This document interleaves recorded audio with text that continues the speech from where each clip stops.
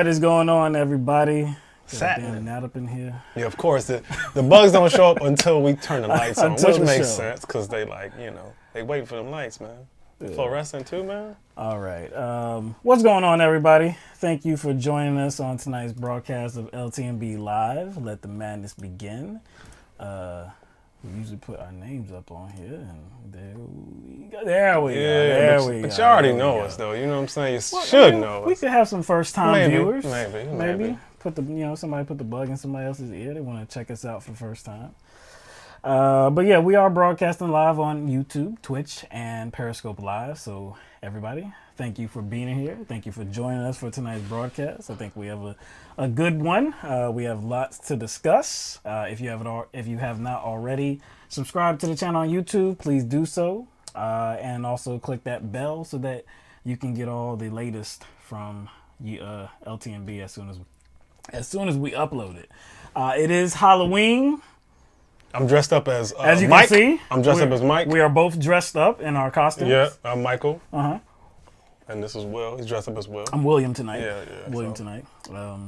Kids dressed up. They did the damn thing. Makeup and everything. It was pretty good. It's pretty good. But if you did dress up, what would you dress up as? Man, I try to keep it as simple as possible. The last time I actually did dress up, I was a judge. I had just a robe, and some glasses, and I had a little hammer, a little gavel. So just a little extra detail. Yeah, just a little bit. Yeah, my last costume was lazy as hell, though. Lazy. I was a blow pop. A blow pop. I was a blow pop. How'd you pull that off? It was a blow pop costume. It was just you just had to put it on. I just had to put it on. Yeah, I think I was cherry flavored. I wore white pants too, you know what I'm saying? Because the stick, stick is what. I wore white pants, the sticks are white, you know what I'm saying? So that's some extra effort. You know what I did too, though? Yeah. I did put some, I did spray some little cherry scented mist. Did you? Yes, I did. To complete? To complete the package, man. To complete the costume. It did work though, because I went to a party. Yeah. You know what I'm saying? It worked. Oh, it worked. Ladies like that. Okay. Right. It was like, oh. That is some extra effort. Putting the sprinkle on you. Oh no. All right. So we're gonna get started. Okay. So we're gonna kind of just address a few different things. We're not gonna go too in depth about, but we did convey to people that we were gonna talk about the NCAA voting. So on Tuesday, the NCAA unanimously voted to allow athletes to profit off of their names, their images, and their likeness. Now, they also said that it's going to be, quote, in a manner consistent with the collegiate model, end quote. Now, this comes after earlier this month, it was the beginning of this month, actually, that the California governor, Gavin Newsom, signed into legislation the Fair Pay to Play Act, which would set up new rules in terms of California's college athletes in which they would be able to profit off of their names, images, and likeness. Now, it was going to set up, and actually, it will. As of right now, it's going to set it up. It's going to start in 2023. But it will create an unrestricted marketplace for these athletes. So there's not going to be any type of limits on them pretty much. I mean, if they want to sign an endorsement deal, they will be able to sign one. The quote that you heard me read off from the NCAA, in a manner consistent with the collegiate model, that means that they still want control over the situation. They still want to be able to control the terms and conditions of the endorsement. I think that's a good interpretation, because when they voted on this, resolution, it was unanimous, wasn't it? Unanimous. So that's where I was skeptical, and I was like, let me wait on the language. Yeah. And I was like, there's no way they're going to do this without trying to get some of that back themselves. There's no way they were going to do that. And so that tells me, now here's what I do kind of diverge from what California did approve, is that I do think there should be limits on it. Yeah. That's where I think.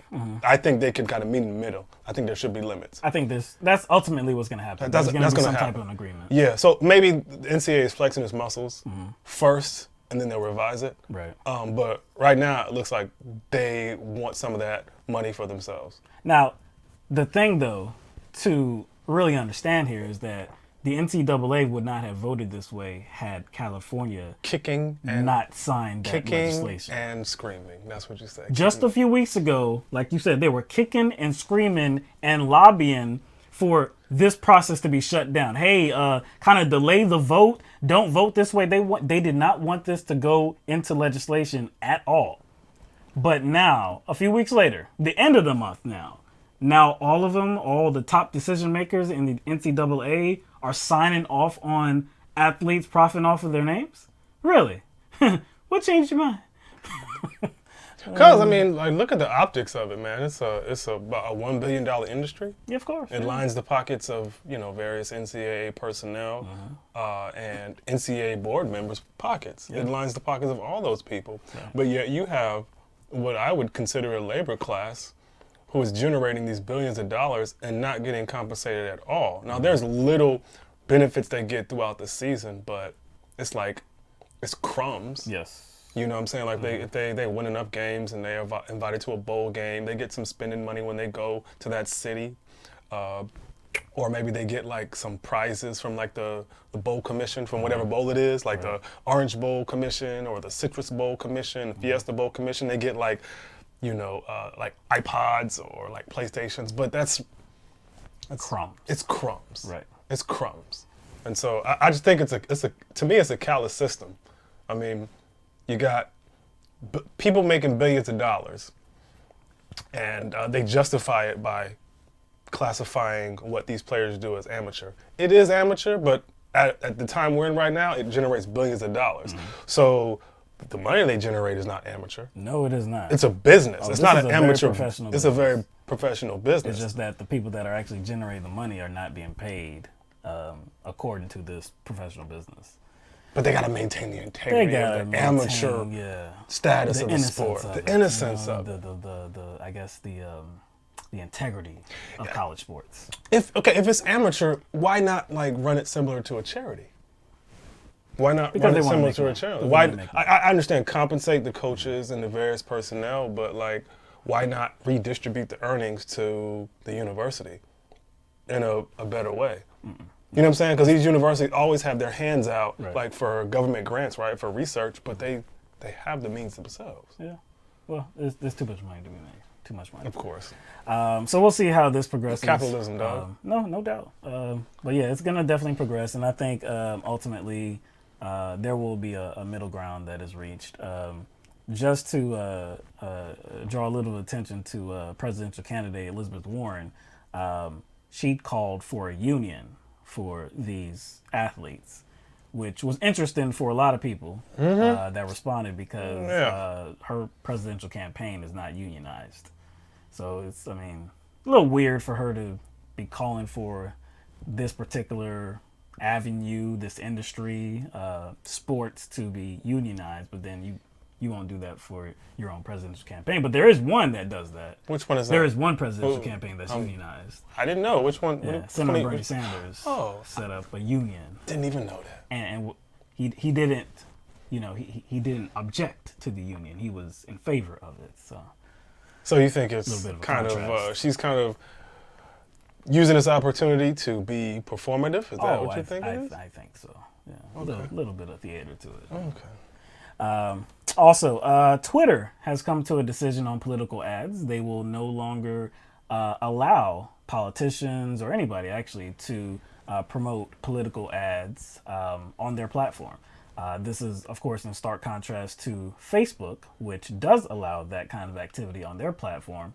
And they have been in a little bit of some hot water, a lot of criticism revolving Facebook on this issue because recently they announced that they would not fact check these political ads as well. So they would just allow politicians to lie to their constituents and other people as well.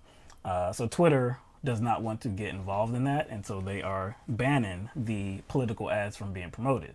There's been a lot of different opinions on this. A lot of people, and when I say a lot of people, I'm kind of I'm kind of being a little bit ambiguous, but I shouldn't be. There are different reactions from different groups. Yeah, but I'm seeing a lot of conservative angst. Brad Parscale from the Trump campaign, Trump Trump's campaign? re-election campaign. Okay. He had some words to say about this, claiming that conservatives were going to be silenced and muted and their First Amendment rights. I don't know if he specifically said that, but that's where he was going. The conservative message is going to be blocked. Do you think he's that stupid? Do you think he's that stupid, or is it just he's trying to play another victimhood to make it seem like, conservatives are being silenced? Just another one of those instances where, some, tech company is treating conservatives unfairly. Yeah. Is he just doing this as like a performative rallying cry or something? You think he's dumb, or he's just doing it for political reasons? He's trying to present this ban on ads as something that exclusively affects. It's one of the two. Either he knows what's going on, but is trying to convey that message that they are being attacked, conservatism is under attack, or two, he really is that dumb. So I don't know. But yeah, it's not that political ads are being banned. Just Twitter is not going to be in the business of promoting it. You can't purchase ad space. Right. On Facebook, you can spend money, however much money that you want to, and actually boost these ads. But on Twitter, they don't want to get involved in that behavior anymore. I think there was a lot of confusion behind his decision, and he posted on Twitter. It was like that thread was like 10, 12 tweets long. The CEO. The CEO of Twitter. Yeah. Jack. Yeah. But yeah, I think a lot of people were very confused as to what it actually means. You can still have ads. You can still post ads so your followers could see, but it's just that Twitter is not going to promote them. You won't see promotion. Right. And I think at some point in his little Twitter thread, he said something like I don't know, you have to earn it. You have to earn it, like, you have to earn your distribution, essentially. Like, if people see it, they will share it. Yeah, because there is a retweet option. Yes. There is a retweet option. So, yeah, your followers will see it, and also people that don't follow you have a good chance of seeing it as well. Again, it's just that Twitter won't help you. So I actually have no problem with that. No, I have no problem with that. I have no problem with that because, people had a problem with Facebook having some sort of panel or a panel of individuals deciding what political ads would be distributed on Facebook, and people had a problem with that. And first of all, there's no remedy for that. If that's a model that's in place, it's somebody going to be making the decision, and you're going to be uncomfortable with who is making that decision. So so you can't have it both ways. So either it's all or none. Yeah. In this case, I think it's the right decision. It's none. You can still have ads. You'll still see ads if you follow Bernie Sanders, Elizabeth Warren, Kamala Harris, Donald Trump, or I don't care. I see a lot of promotional ads for like investment companies.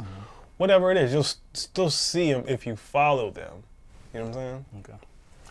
All right. So today, Thursday, on Thursday, the House of Representatives voted to approve the procedures of the impeachment inquiry. And it was a vote of 232 to 196. So just to explain what's going on here, these, again, are the procedures of the impeachment inquiry going forward. So the reason why they have to do this is because in the Constitution, there are no specific guidelines to how an impeachment should be carried out. So who sets the rules is Congress. So the Democratic Party is, of course, in control of the House of Representatives, so they are setting the rules. So this is going to pave the way for public hearings. This is going to pave the way for some protections for President Donald Trump himself. So, of course, we know that there has been a lot of criticism from Republicans, from conservatives, over the whole process thus far. There's been weeks of closed-door testimonies, closed-door depositions, which we have noted, and others have noted as well, that Republicans that are on these committees leading these investigations, they have been present and they have been able to question these witnesses as well. So it's not, as much as we hear conservatives talk about how this process has been so unconstitutional and so it's been a sham, flawed, a sham, and so secretive, Republicans are in the room. It's not like anything is being hidden from them. And they have the ability to question anyone that is issuing testimony or giving a deposition. Right. So these rules that are now being voted on, that were voted on earlier today, this is going to set the stage for the procedure, and it's also going to give protections to President Donald Trump. Give President Donald Trump actually more protections than other victims of impeachment have had thus far. So the Judiciary Committee they were passing out a list of some of the things, some of the rules that were going to be established, and how this is going to protect, the one that is being on trial here, and that's President Donald Trump. So MSNBC, they tweeted out a list of this and kind of compared it to the other presidents, President Nixon and President Clinton. So copy of documentation that was provided to Nixon, but not Clinton. Trump is going to be able to have that. Attend the evidence presentation. Again, Nixon had that opportunity. Clinton did not. Trump will. Neither Nixon nor Clinton had the opportunity to ask questions, but President Trump will. His counsel will able to be present as well. Raise objections. That's something that looks like that was for each president, and that's something that's going to be extended to President Trump as well. And the ability to subpoena other witnesses as well. Now, it's not just, like a unregulated process. They're going to have, it's going to have to be with the support of the committee chairman, but still, they have the possibility of calling other witnesses. So, again, Republicans have stated that this is a very unfair process, but it looks like even before this vote was held, it was not an unfair process. They were just not in control of the process. That's really what they were objecting to. And they were objecting to their own rules that they put in place in 2015. But going forward, it seems like they would be supportive of the protections that are being extended to President Donald Trump. They shouldn't be whining now, right? No. But with this vote, 232 to 196, all members of the Republican Party. Now that excludes Justin Amash, who has withdrawn from the Republican Party. He actually voted with Democrats. But all members of the Republican Party voted against this resolution. Now, there were 2 members of the Democratic Party that voted with Republicans. And so their names are Representatives Colin Peterson from Minnesota and Jefferson Van Drew from New Jersey. So Van Drew said in a statement, he was explaining where he was coming from. He said, "Without bipartisan support, I believe this inquiry will further divide the country, tearing it apart at the seams, and will ultimately fail in the Senate. However, now that the vote has taken place and we are moving forward, I will be making a judgment call based on all the evidence presented by those investigations." So he was against the resolution, but he is open to viewing all the evidence. Yes, he is. Now, another thing about Van Drew, I'm pretty sure that he overturned a red district, and this was a district that President Trump won in 2016. So it sounds like they're trying to kind of have their feet planted on both sides here. Mm-hmm. You know what I'm saying? And they're weighing whether they'll be like for an impeachment, right? Like based on the amount of evidence that presents itself, because they know that the Senate is not going to vote to impeach Trump, but they know any evidence that comes forward is still going to, have some value as far as elections go. Mm-hmm. And so if there's enough evidence, good and well, they're going to be like, okay, I'm going to vote to impeach him, regardless of what we know the Senate will do. Right. Look, I think it's very probable that the Senate will not vote to impeach, or will vote not to remove him from office. But again, we haven't seen all the evidence, so I wouldn't proclaim that like it's definitive. But anyway, so before the vote took place, of course, people in the House of Representatives, the Congress members, lawmakers, they were able to state their support or objection to the resolution. Representative Steve Scalise, of course, opposes this resolution, and he let that be known with some some props. Some Interesting props. Like, yes. Yeah, some props. So this is what he had on display in the House. 37 days of Soviet-style impeachment procedures. You know what? You know what's not going to happen because of this? They're not going to accuse him of red baiting. No, of course they won't. They will say that this is appropriate to liken it to a dictatorship. A dictatorship. But it's weird. Like, for me, it doesn't make sense. Because if you think about, I mean, if this is a dictatorship, if this is a dictatorship here in the United States of America, the leader, the dictator, would be President Trump. And then, so if that was the case, then Congress wouldn't actually have any authority to do anything. They wouldn't even have the authority to bring about these impeachment procedures, these impeachment proceedings. So how is this Soviet style? It's not supposed to make sense. I think it's kind of futile to try to make sense of it because it's not supposed to. It's just supposed to be inflammatory. It's just supposed to be inflammatory in any way that they can engage in obfuscation, deflection. Oh gosh, man. You know what I'm saying? Distraction. They are. It doesn't have to make sense, man. All right, so now there's been some additional reporting of Lieutenant Colonel Alexander S. Vindman's testimony on Tuesday. So the New York Times reported that during his testimony, he revealed that some key words and phrases were left out of the summary of the phone call between President Trump and President Zelensky. So in this reporting, it says, the omissions, Colonel Vindman said, included Mr. Trump's assertion that there were recordings of former Vice President Joseph R. Biden Jr. discussing Ukraine corruption and an explicit mention by Ukraine's President Volodymyr Zelensky of Burisma Holdings, the energy company whose board employed Mr. Biden's son, Hunter. So this just gives you, I mean, look, we already knew that this was a summary, a rough transcript, because you know why we knew that? Does anybody know why we knew that? It said it. It said it on the bottom. It said it on the bottom of the document. That this was not verbatim. It says it's not a transcript. What word did it use? It says memorandum. Yeah, I don't even remember the word. It could have said that, but it clearly pointed out that this was not verbatim.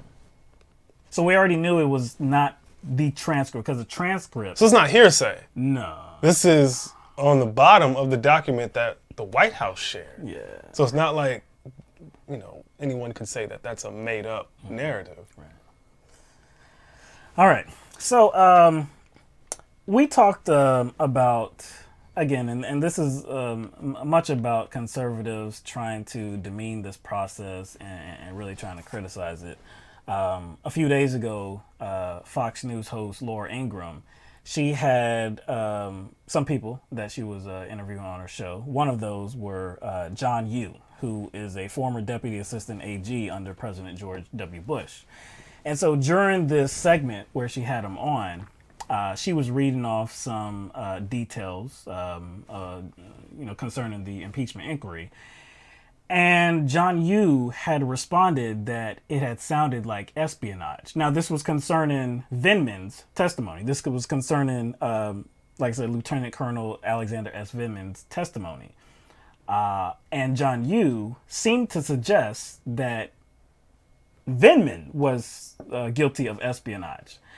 So last night, Wednesday night, John Yoo took the opportunity to go onto CNN and clear up what he got wrong, or what was wrong about the suggestion that that's what he was inferring. Chris, thanks for having me on and giving me a chance to, I hope, clarify what I was trying to say, which was I wasn't questioning Lieutenant Colonel Vindman's patriotism. I have a lot of respect for people who wear the uniform, who are decorated for service in Afghanistan and Iraq. When Laura was reading me the facts of the case, what I was focusing on was that it seemed to me the Ukrainians were engaging in espionage, and I really regret the choice of words, but I was thinking about Ukrainians engaging and espionage. I hear not you, John. Lieutenant And Colonel look, Vindman. look, if you say you're sorry, that's good enough for me on this show. But I just want to go through it because you're a smart guy. I've done my homework on you. Laura Ingraham was trying to assassinate the character of Vindman. You know for a fact they came to him for help with Giuliani. He was doing his job. How could you let her get away with that? What I focused on was a foreign government trying to call an official in our National Security Council and get advice on how to deal with Rudy Giuliani, who I agree with you from the last clip has just gone completely off the reservation. And I think that's, to me, an effort to make a contact and engage in espionage, but not on Lieutenant Colonel Vindman's part. I really actually don't have any doubts that he did the right thing in reporting his concerns up the chain of command. And I just want to make clear, I'm not questioning his patriotism in any way. I actually Well, what do you think about Laura Ingraham real... doing exactly that? I know you like going on Fox News. I know you defend the president from time to time. I have no problem with that. You're welcome on this show to do the same thing. But you're going to go on a show and listen to somebody try to impugn the character of a man you're now calling a patriot? What do you think of what she tried to do? What I was saying, and this is after, I think after the clip you showed, was I wanted to say, which I think I did, was that actually Lieutenant Colonel Vindman's presence or point was not actually materially important to the story because he was confirming the facts of what we already knew, which was that President Trump had made a call with the president and had seemed to ask for a quid pro quo between releasing Ukrainian aid and conducting some investigation into Hunter Biden and his service on natural gas companies. Right. You don't have any question about what actually happened here, do you? I mean, do you need any more proof with somebody with your pedigree that the president clearly wanted an investigation of the Bidens and clearly they were holding up aid in a meeting until he got a public recognition that that would happen?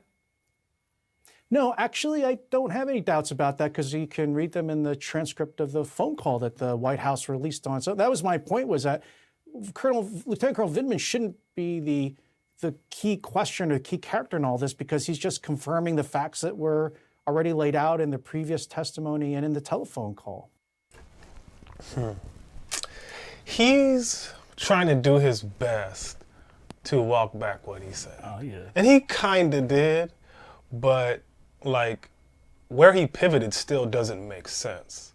So instead of accusing Vindman of espionage, he would just rather accuse like other Ukrainian officials. An Ukrainian official that was trying to ask for some advice how to deal with Giuliani. Who? Giuliani, someone who set up an irregular and informal back channel.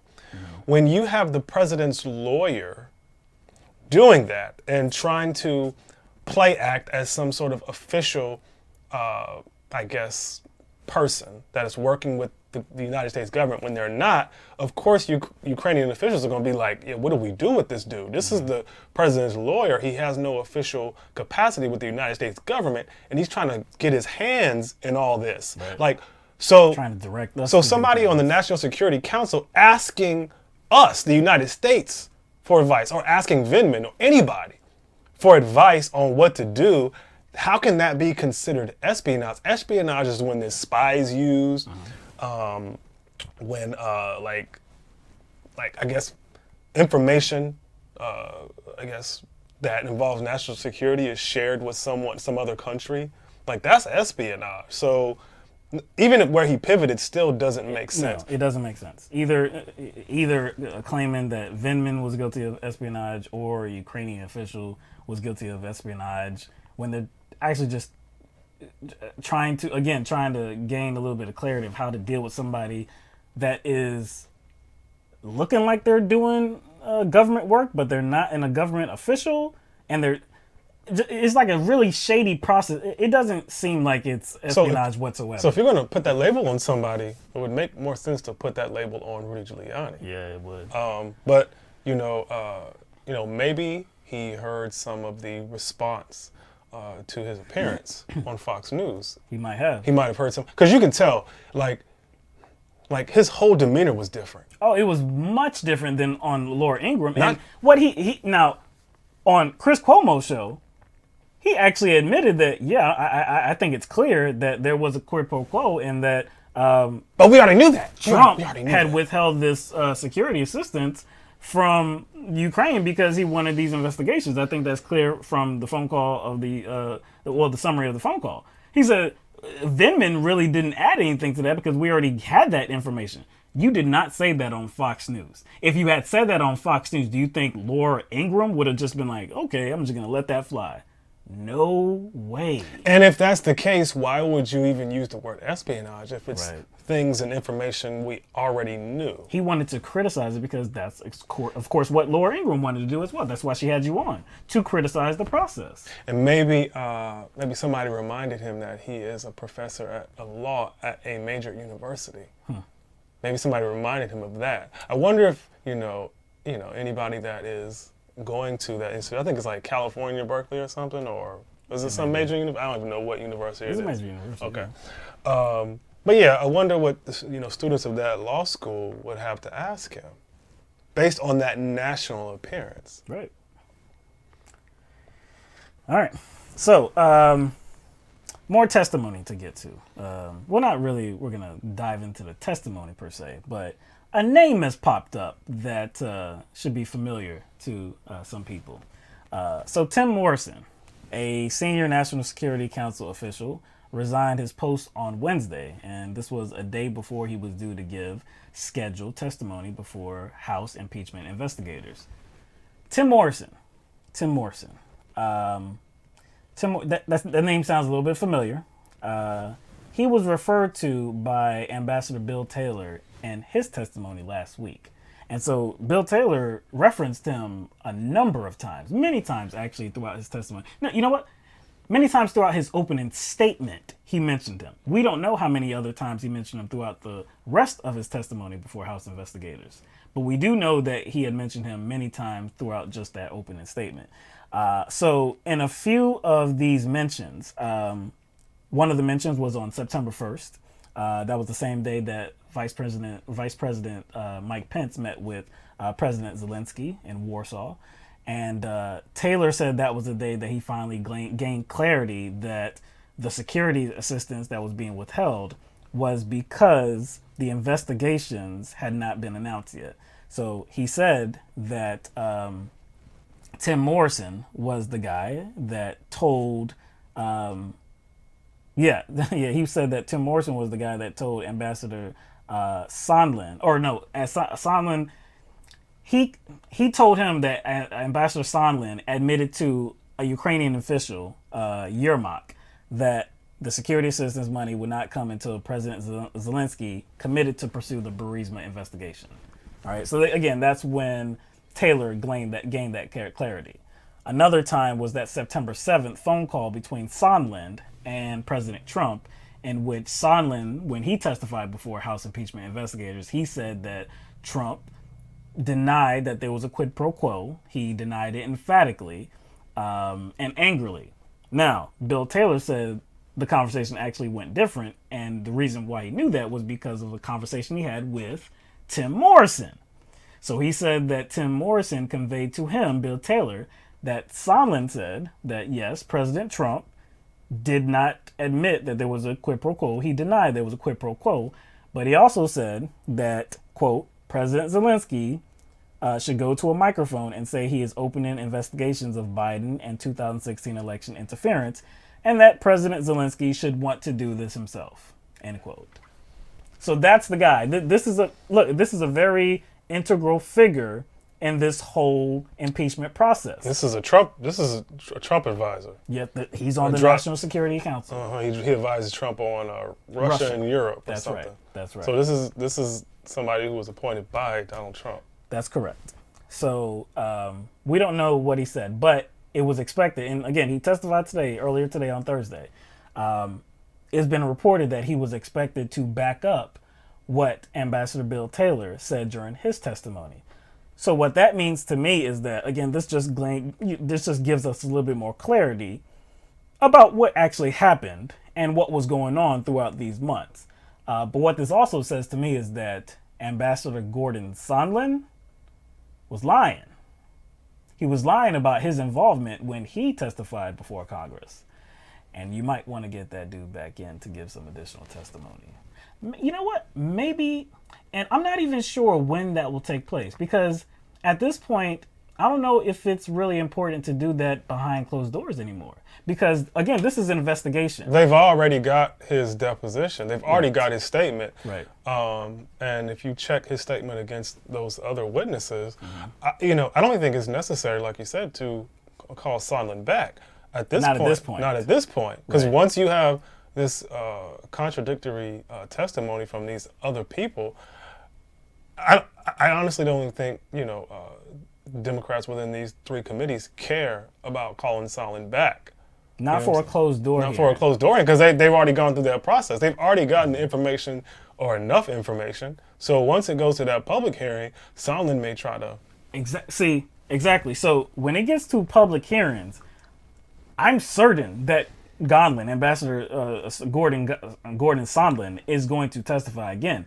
Now, the whole purpose of the open testimony, these public hearings, they have already gathered a lot of facts by that time. They have already discovered lies by that time. The public testimony, the public hearings are to, I guess, put those lies on blast, to ask questions that will expose those lies. So I'm sure Sondland knows this at this point. He is right now getting his story together.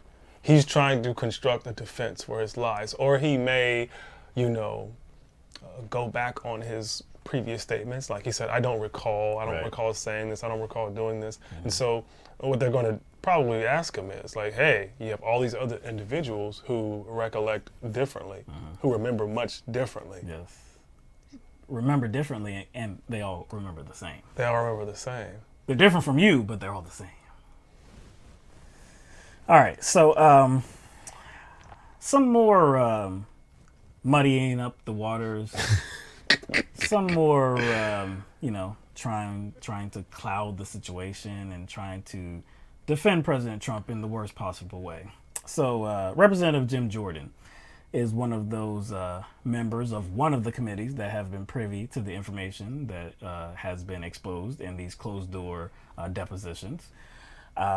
Jim Jordan has been a critic, a very angry critic about this whole process. Recently, he was in front of reporters, and he was laying out how there were 4 things that remained static here.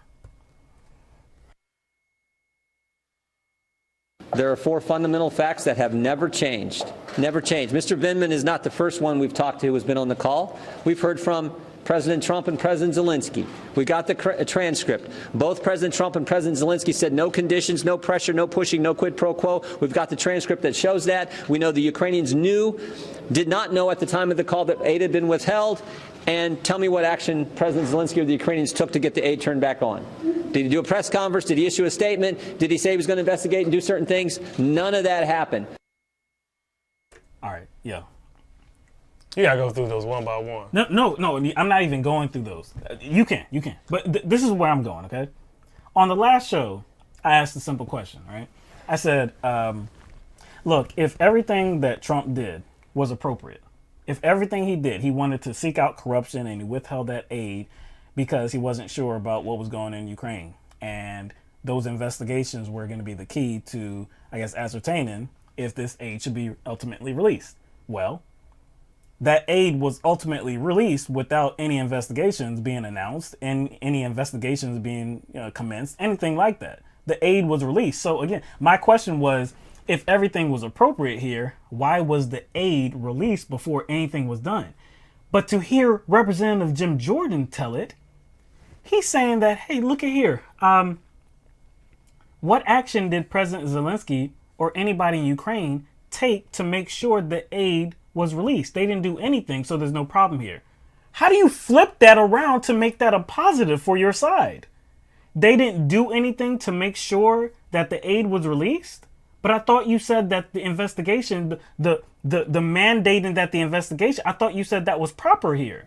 Now you're spinning things around. Actually, there's something else in there. He says that Ukraine or Zelensky didn't do anything to ensure the aid was released, but he says within that same statement that they didn't know it was being withheld. Does that make sense? Does that make sense? They didn't know it was being withheld, but they didn't do anything to make sure it was released. But they didn't. I'm like, he's bad. He's bad at this deflection thing. He's bad at this. This is real bad. This is really, really bad. Again, how can there be pressure if you say they didn't know? There was no pressure. They didn't know about it. They didn't know. So there was no quid pro quo. But see, they didn't do anything to make sure that it got released. It doesn't make sense. I just, man, that's just.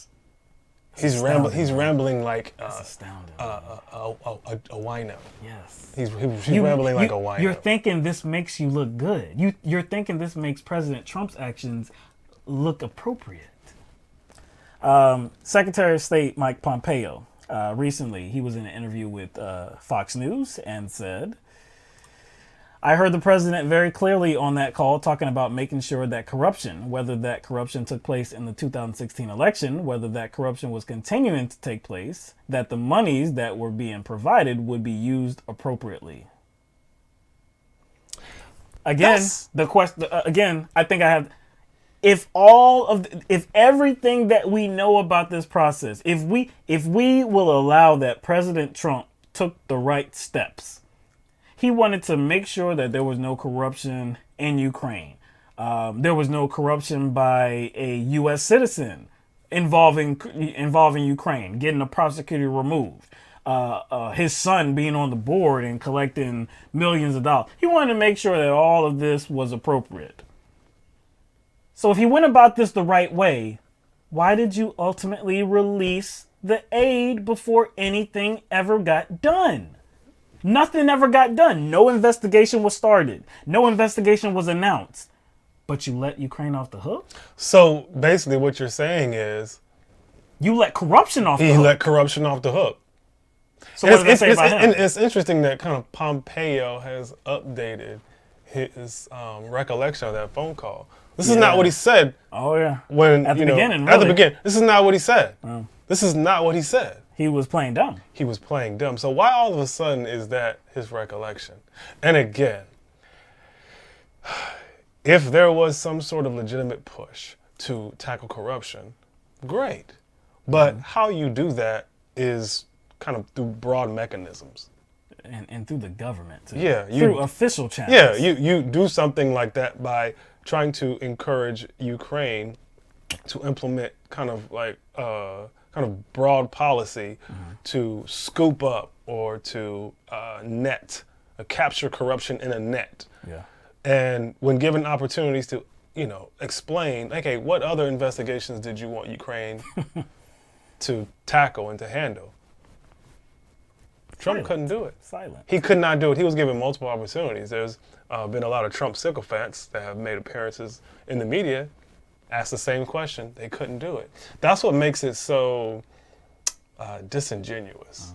Like, so that's the one thing you want to go after?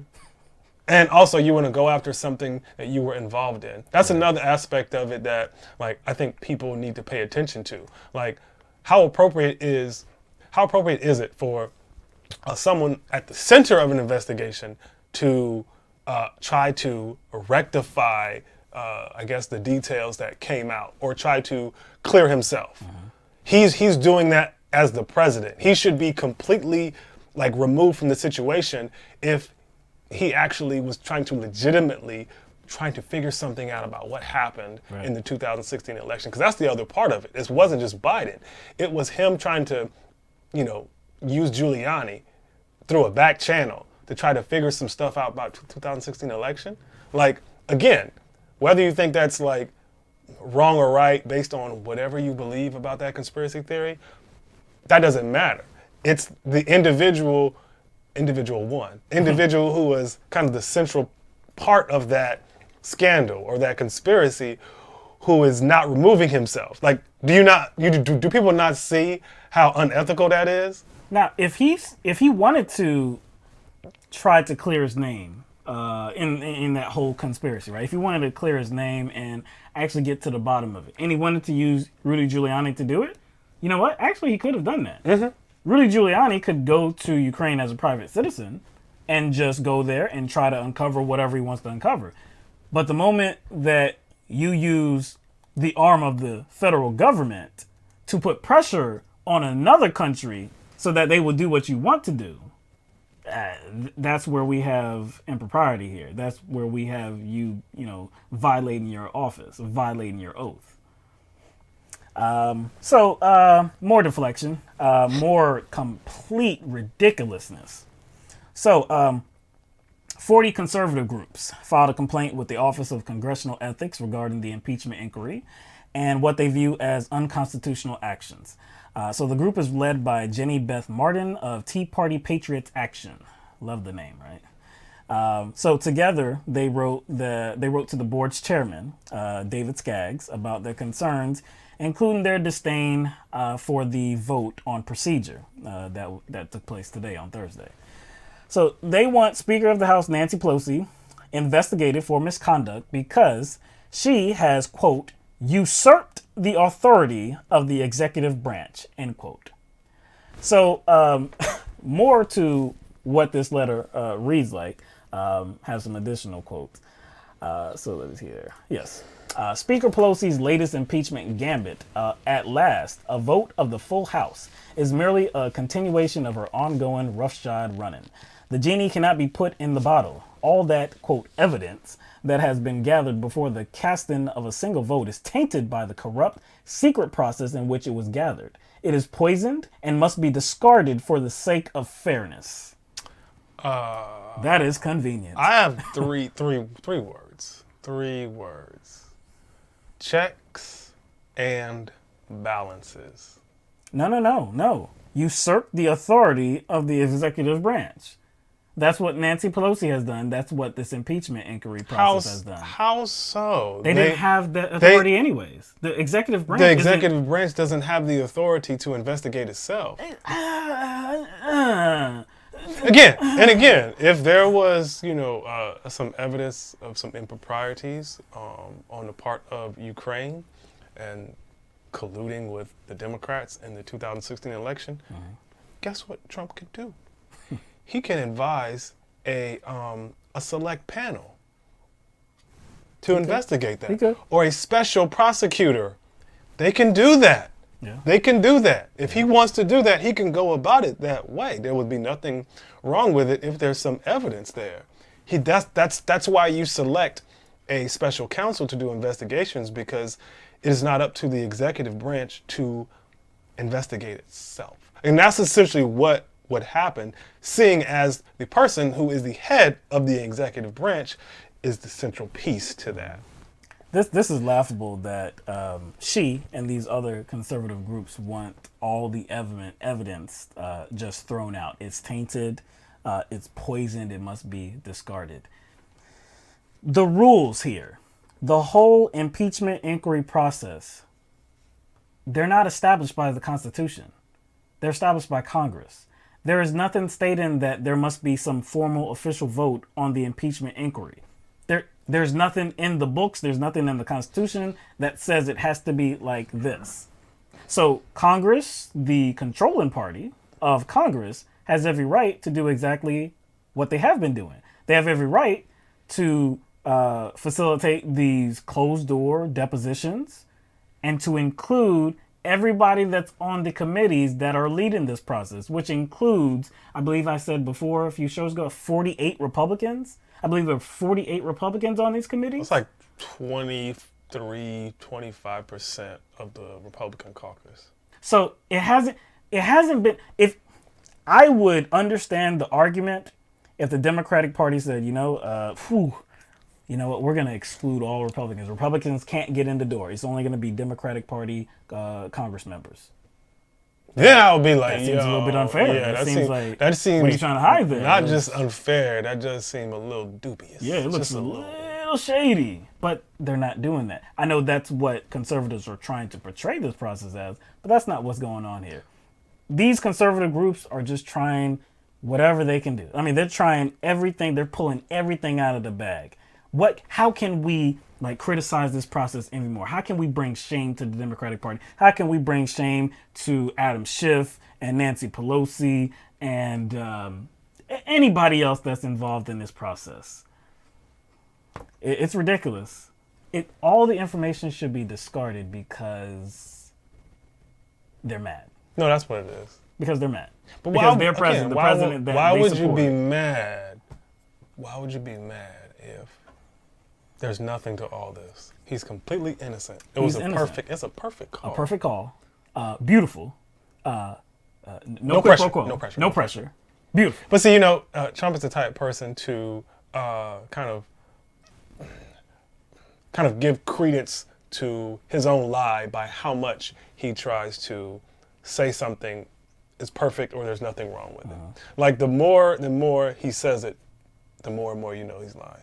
It's perfect cause. He said it like 50,000 times. I do appreciate that after the impeachment inquiry vote on the procedures earlier today, President Trump did have a response, and it was a short response. He just said, the greatest witch hunt in American history. I was actually appreciative of that tweet because it was so concise. It was so short. Usually he's pretty long-winded and he just rambles on, but that was really short. Just a few words, got his point across. Good job. He's kind of issued that exact tweet like 10 times in the last month. It's familiar. It's familiar, so. But yeah, that's where we are. Again, the impeachment inquiry is going to go on as it has been. It's expected that sometime next month, November, that's when the open testimony will begin. So that is going to be a sight to see, no doubt.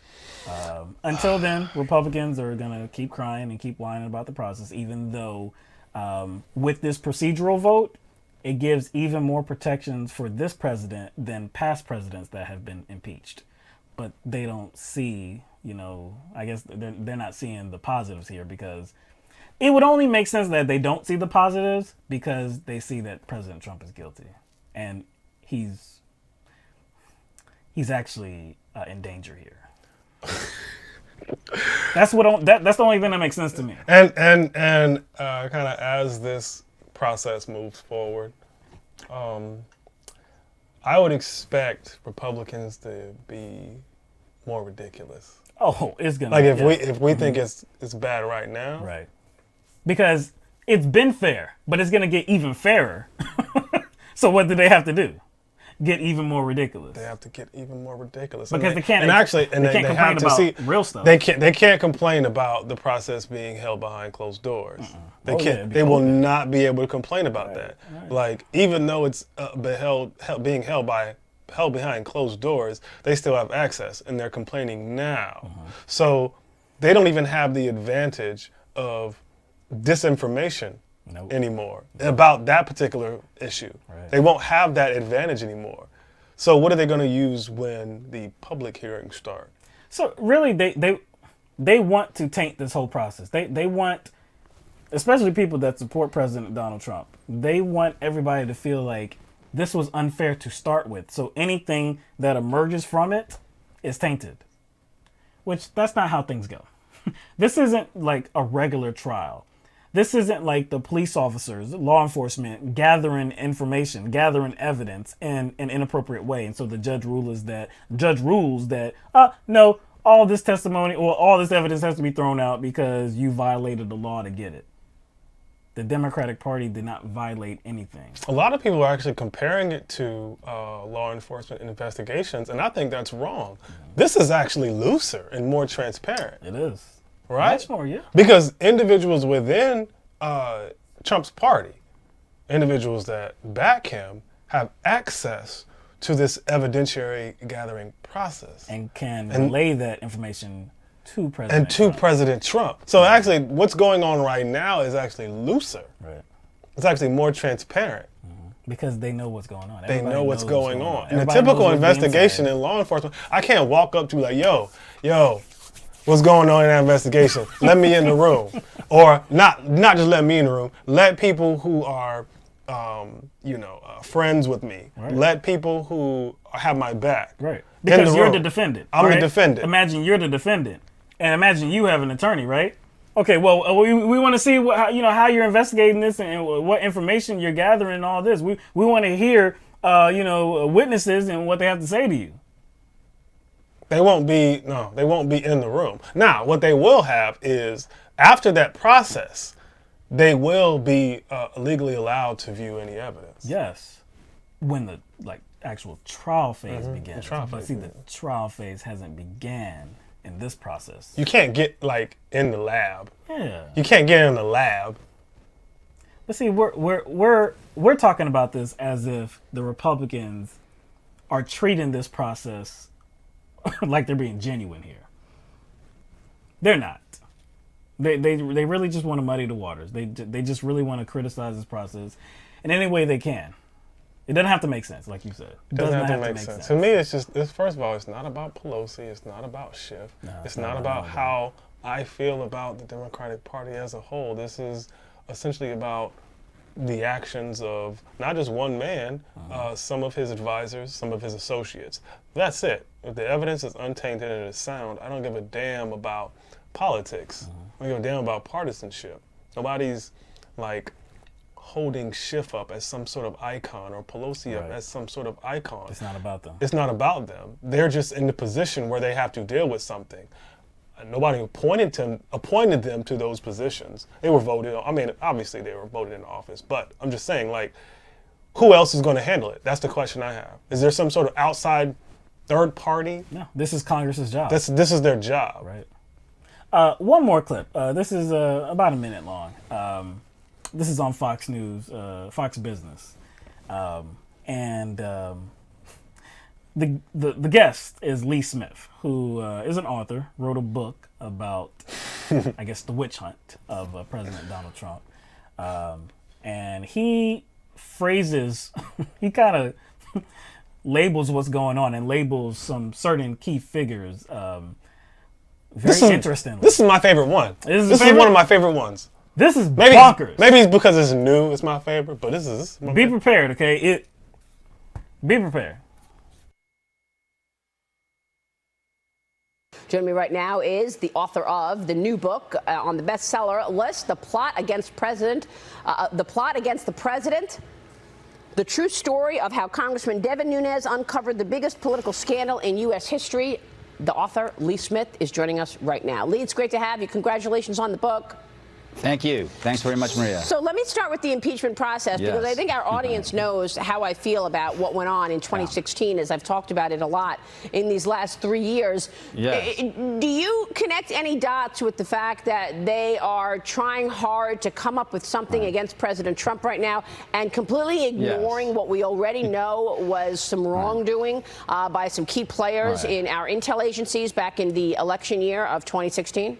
Absolutely. Here's how I see what we're calling the impeachment process inquiry. I see it as a secret ritual conducted by a cult. I mean, they're doing most of this in secret, and I think it's worthwhile thinking of Speaker Pelosi as the high priestess of the cult and Adam Schiff as a high priest of the cult. And the purpose of the cult is to protect the swamp. The swamp and what the swamp has done. And President Trump was sent by the American voter to drain the swamp.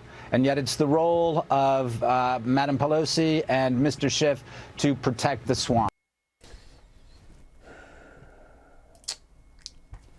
You're doing way too damn much, man. High priestess. The high priestess and the high priest, Adam Schiff. This is these are cult proceedings. This is the establishment of a cult in the United States Congress. I'm surprised he didn't say they were drinking baby's blood or something. Right. Some sacrifices. Sacrifices or something. Yeah. Mm-hmm. A cult.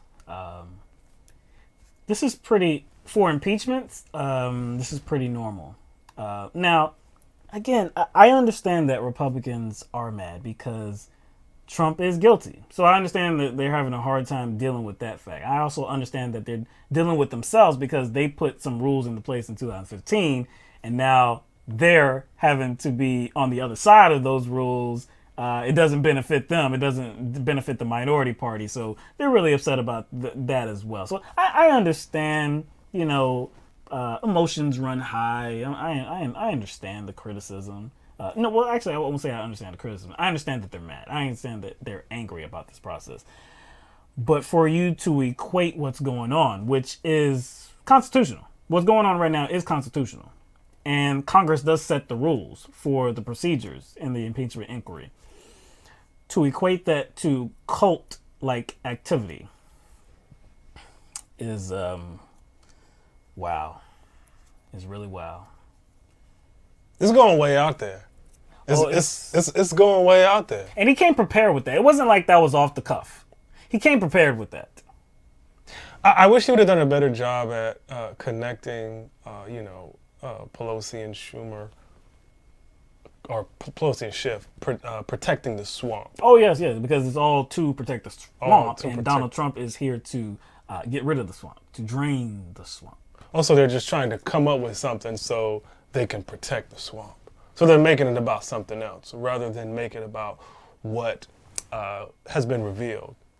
Not just with the Ukrainian issue, but all throughout his presidency. And, quite frankly, it doesn't matter if, the Democrats have been trying to get Donald Trump this whole time. It really doesn't matter. It doesn't matter. It actually doesn't matter, because if you know that the opposition party is just sitting on the edge of their seat, just rubbing their hands together, waiting to get you on something, you know what you don't do? You don't give them anything. You don't crime. You don't crime. You don't crime. You don't crime. I think that's reasonable advice. So it's not like the Democratic Party or these leaders within the Democratic Party made Trump withhold the aid to Ukraine and try to force these investigations to be announced. It's not like they made him do any of this activity. It's not like, individuals that Donald Trump appointed. It's not like they, didn't come forth at all. Resign their position. Or resign their position. Well, yes. Timely resignations. Timely. I made that, how many different syllables? Timely. So yeah, even if that's the narrative, they just been going after him this whole time, and they just been wanting to remove him from office and usurp. The power of the power of the presidency, or the power of the executive branch, and what did he say? People voted him in to drain the swamp. Yes. Okay, fine. Still can't commit crimes. You still can't commit crimes. All that doesn't matter. It doesn't matter if you think that, they've been waiting to get him on something, or they've been wanting to remove him this whole time and haven't been successful. See, I think you just don't do shit. You just don't do crime. I think people may be confused about what the swamp is, because I don't think there's just one swamp. There's not just one swamp, because if you say that the last president, Barack Obama, if you say that there was some swampy behavior in that administration, I could say, I don't like the term swamp, but if you want to say that, cool, I say yes, because definitely there was money in politics within his elections. Yes, there's some swampy activity. Okay. Increasing. Well, and I guess what would be considered swamp to you might be different to somebody else. Yeah. But with President Trump, once he came into office, he established his own swamp. It wasn't President Obama's swamp. It was his own swamp. So to act as if this is some benevolent figure, this is like some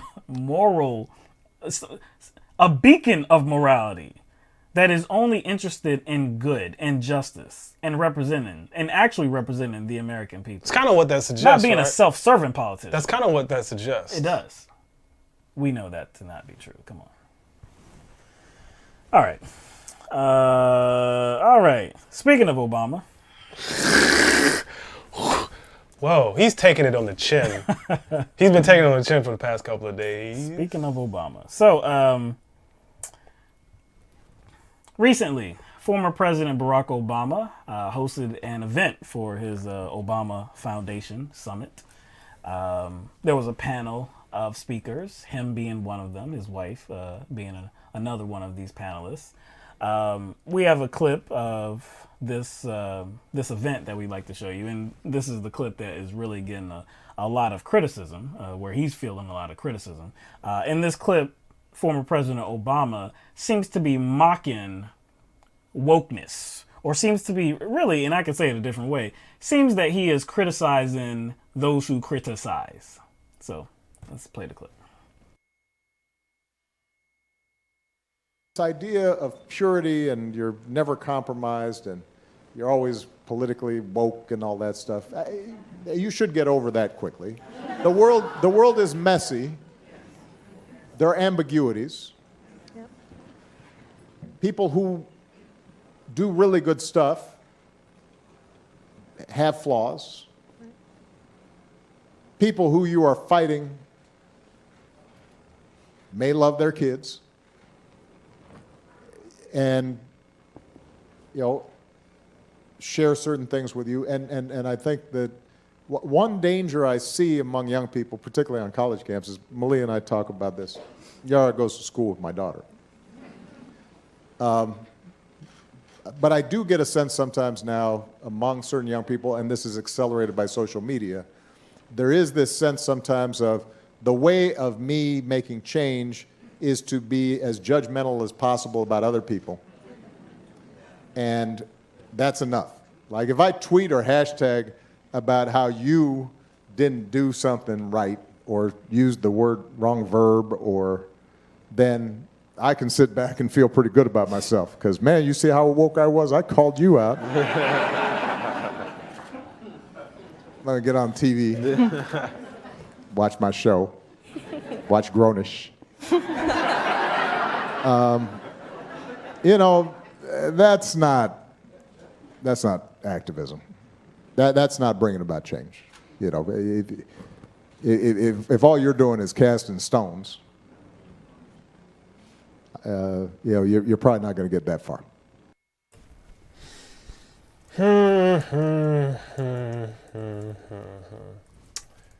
Well.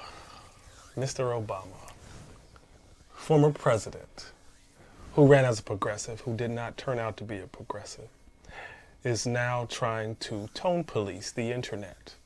Now, why would that be? Mm-hmm. Now, why would that be? Like, we know what the internet is, and he did bring that up, because social media has become a real big thing.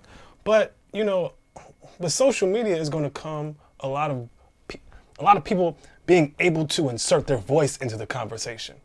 And sometimes that's all people have. Like, what is he expecting? Like, that's what social media is. Social media is to, I guess, pass opinions back and forth. Mm-hmm. That's what it is. He seems to be more concerned about calling people out for perceived wrongdoing and that not being activism. So if I call out, let's say, police brutality, isn't that a form of activism because you're being active? Do you actually have to, engage in some sort of forums or town halls or political organizations? Do you have to take it that far in order to be considered an activist or to be qualified in his eyes as an activist? Like, sometimes that's all people have, their ability to talk about things online.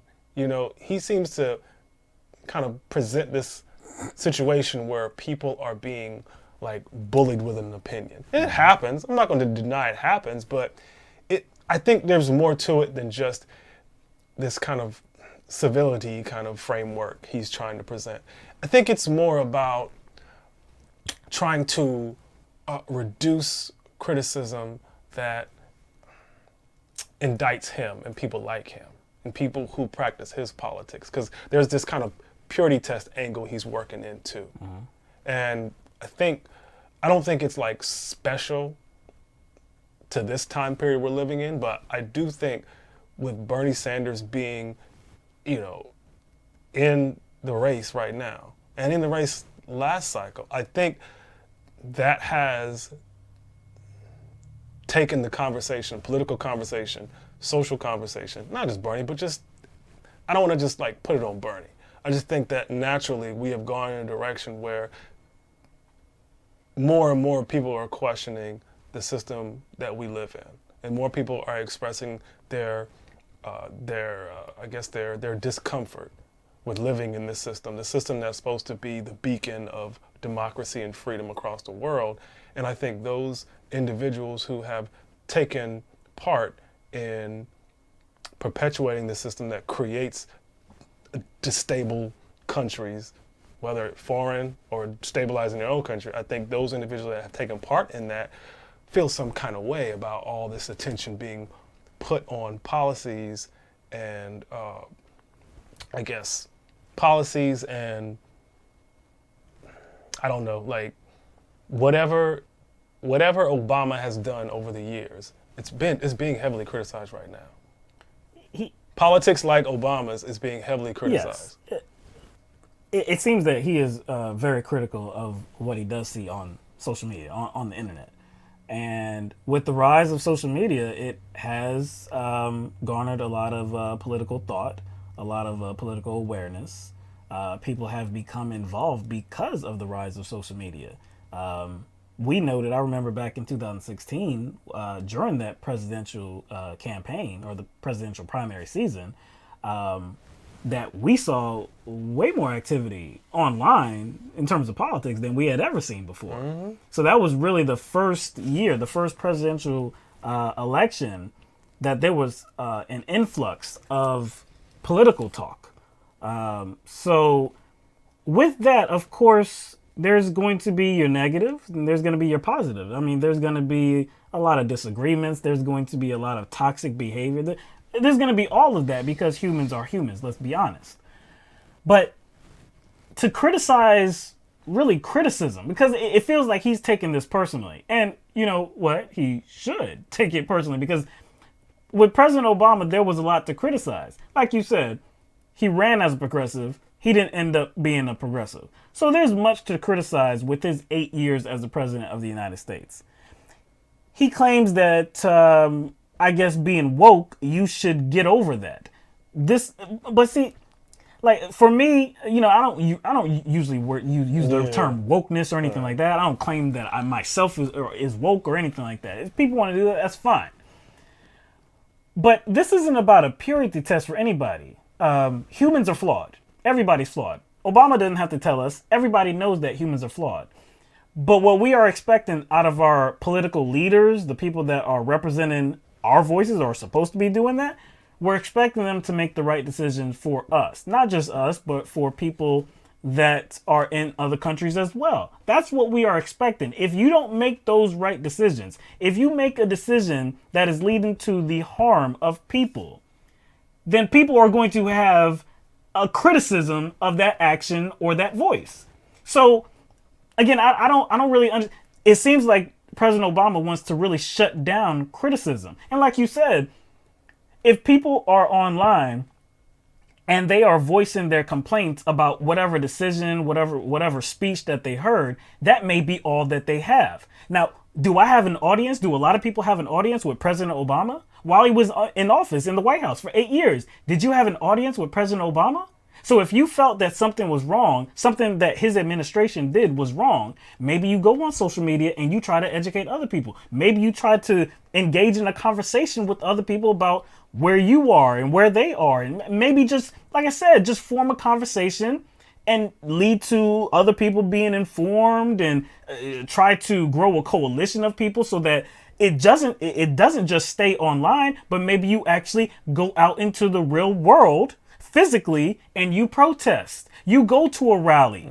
You go to a speech. You ask questions. Maybe that happens. But again, it's not going to be for everybody. Everybody isn't going to be able to ask a question of a sitting United States president, not even a former one. I do think, it's interesting that he's lashing out at kind of social media commentary and people expressing themselves through social media when, like, his campaign, you weaponize social media. And I don't say weaponize in a bad way. It's just that his campaign took advantage of the existence of social media. Like, a lot of people, like, gave him credit for that. Yeah. It was like revolutionary. It was revolutionary. Yeah. Because if you think about it, I mean, it was at the time. It was. 2008, 2007, really. Yeah, 2007, 2008, yeah. Because really social media is really taking off. It was like, I think that was kind of right before Twitter. That was right before Twitter.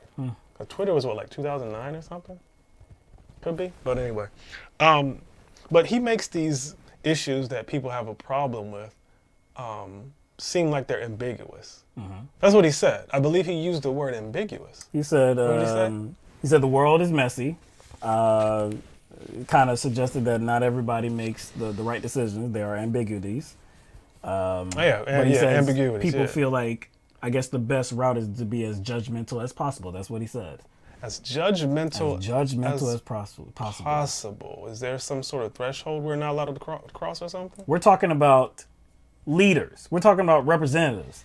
Again, if you make a wrong decision that leads to negativities in my life or other people's lives, why wouldn't you be judgmental about that? Like the term, to throw out the term judgmental kind of suggests that this is like a little issue and you're elevating it to something or to some place that it shouldn't be. Oh, you're just being judgmental. You drop bombs on how many countries? How many bombs did you drop? I shouldn't be judgmental about the many innocent lives that were lost because of that? You know what's not ambiguous? You know what's not ambiguous to me? Drone strikes. It's not. Killing civilians. It's not. You know what's not ambiguous to me? Extending Bush tax cuts and not having to.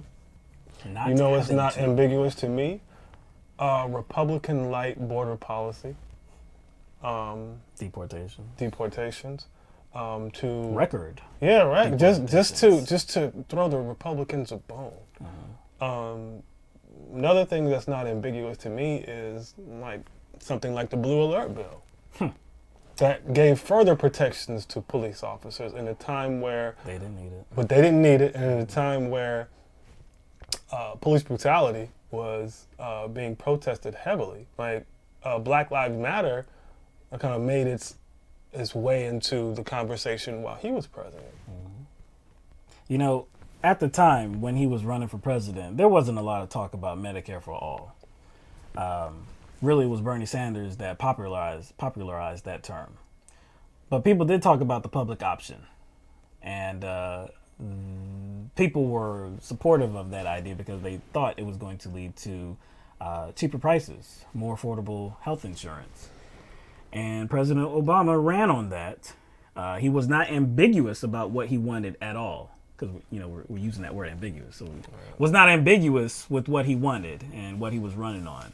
But when he became the president of the United States, he had the opportunity, given that he did have a Senate and a House that was democratically controlled, he had the opportunity to actually implement the public option, but chose not to. So, you know, the ACA, of course, was established, and it did lead to more people getting health care coverage. But the public option was the better idea. And so if you compare the two, what was implemented in what was implemented in the ACA and the public option, because the public option was not implemented, I don't think it's ambiguous to assert that countless people's lives were altered because it was not implemented. Negatively affected. What? I have to question what he's doing here. I mean, we've been questioning what he's doing here for the past 5-10 minutes, but like in a broader sense, I think this is his way of inserting himself into the Democratic primary. Yeah. I think this is his little way of doing that without necessarily endorsing anyone, because it seems as if he's like running interference, you know, for certain candidates. You know what I'm saying? Like, why would he be doing this? Especially at this time. Yeah. It just seems like that's his little indirect way of inserting a way of inserting himself into a race that is very polarizing. I think the last race was polarizing, but man, you have so many Democratic candidates. You have so many Democratic candidates that have, you know, been getting a lot of media exposure. Right. There's little distance between those candidates. There's not a lot of ambiguities between certain candidates. That's true. There's not a lot of ambiguities between Joe Biden and Bernie Sanders, or Pete Buttigieg and Bernie Sanders, or Beto O'Rourke and Bernie Sanders, or Kamala Harris and Bernie Sanders. There's not a lot of ambiguities between those candidates. And it's increasingly clear that there's distance between Bernie Sanders and Elizabeth Warren. We already knew that. Right. We already knew that. But as this primary unfolds, I think that that reality is taking shape, that Elizabeth Warren is not the same candidate as Bernie Sanders. We already knew that, but I think some people outside of the Bernie bubble are beginning to see that too. Now, there was one Democratic presidential candidate that seemed to co-sign what President or former President Barack Obama was suggesting at this event, and that would be Representative Tulsi Gabbard. So on Twitter, she said, in a nutshell, Obama is saying we all need a little more aloha spirit, being respectful and caring for one another. Not being so quick to judge, not seeing everything as black-white. I hope you'll join me in bringing the spirit of aloha to the White House. Do I really believe that? Do I really believe that? Like, is she just trying to promote her own viewpoint by trying to attach it to Obama? You see, what he's really saying is that was his version of aloha. Like, I think she was just kind of trying to jump on this opportunity as a campaign strategy. Yeah. We all need to be more but guess civil what? to each other. But it doesn't matter why she was doing it. By saying what she did, she's attaching herself to Obama. Very clearly, she's attaching herself to Obama. She's clearly attaching herself to Obama. She's pulling a Biden right now. And she's supposed to be the antithesis to Obama. She's actually supposed to be a progressive. People view her as the strongest progressive in this Democratic field. So for her to, again, like you said, attach herself to President Obama, criticizing the criticism of people like himself, doesn't seem to be the wisest move for Tulsi Gabbard, who is trying her best to climb the polls. Again, we've kind of brought attention to why we think Tulsi Gabbard and her campaign have kind of taken this turn. We recognize that she's desperate to qualify for this fifth debate. Yeah. She's desperate for support, and it's at a time like this, a lot of the candidates are clamoring for donations. They're clamoring to climb the poll numbers or to climb the polls, whatever. And that's clear from looking at a lot of these candidates like Kamala Harris. Yang has kind of ascended. Tulsi is almost getting there. She's moving up very slightly, but just not enough to make a significant impact. No. And so she, recently decided to, I guess, capitalize off of some beef with Hillary Clinton. And I think Will and I both agree that that was more of a campaign move to try to garner some more support. Because she's beating it into the ground. Yeah, because she's beating it into the ground. I honestly think this is what that is too. Like, why would she kind of chime in on this and be like, see, yep, Obama's right. Obama is right here. Why else would she do that? Why would she go out of her way to do that unless she's trying to make herself popular? Among a certain base of people. At this point, I don't think... a base of progressive people. At this point, I don't think she cares. No, I don't either. I don't think she cares. That's obvious right now. But again, we can go over all that stuff in regard to Obama and his presidency and the type of policies that he promoted and implemented. We can go back over all that. Are those things represent aloha? Do those things represent aloha? I'm not going to go back over them. And that's only like a handful. Do those things represent aloha? Okay. Desperation. Let's go to another Democratic presidential candidate. Democratic presidential candidate Senator Kamala Harris seems to be in a little bit of trouble concerning her presidential campaign. So she's going through some tough times. She has decided to change a few things with her staffers. So many of her staffers are going to be routed to Iowa. And Iowa, of course, is the first chance for voters to weigh in during the Democratic primary season. It's the first state that's up, and that's in January. So Harris has also laid off dozens of staffers who were working out of her Baltimore campaign headquarters. If that was not bad enough, it's expected that other campaign staffers that are working out of other campaign offices in New Hampshire, Nevada, and California are going to be laid off as well. So there are many reports about her campaign, Senator Kamala Harris's campaign, hemorrhaging cash. We talked about her third quarter numbers in which she raised about $11.5 million, I believe, 11.6, I believe.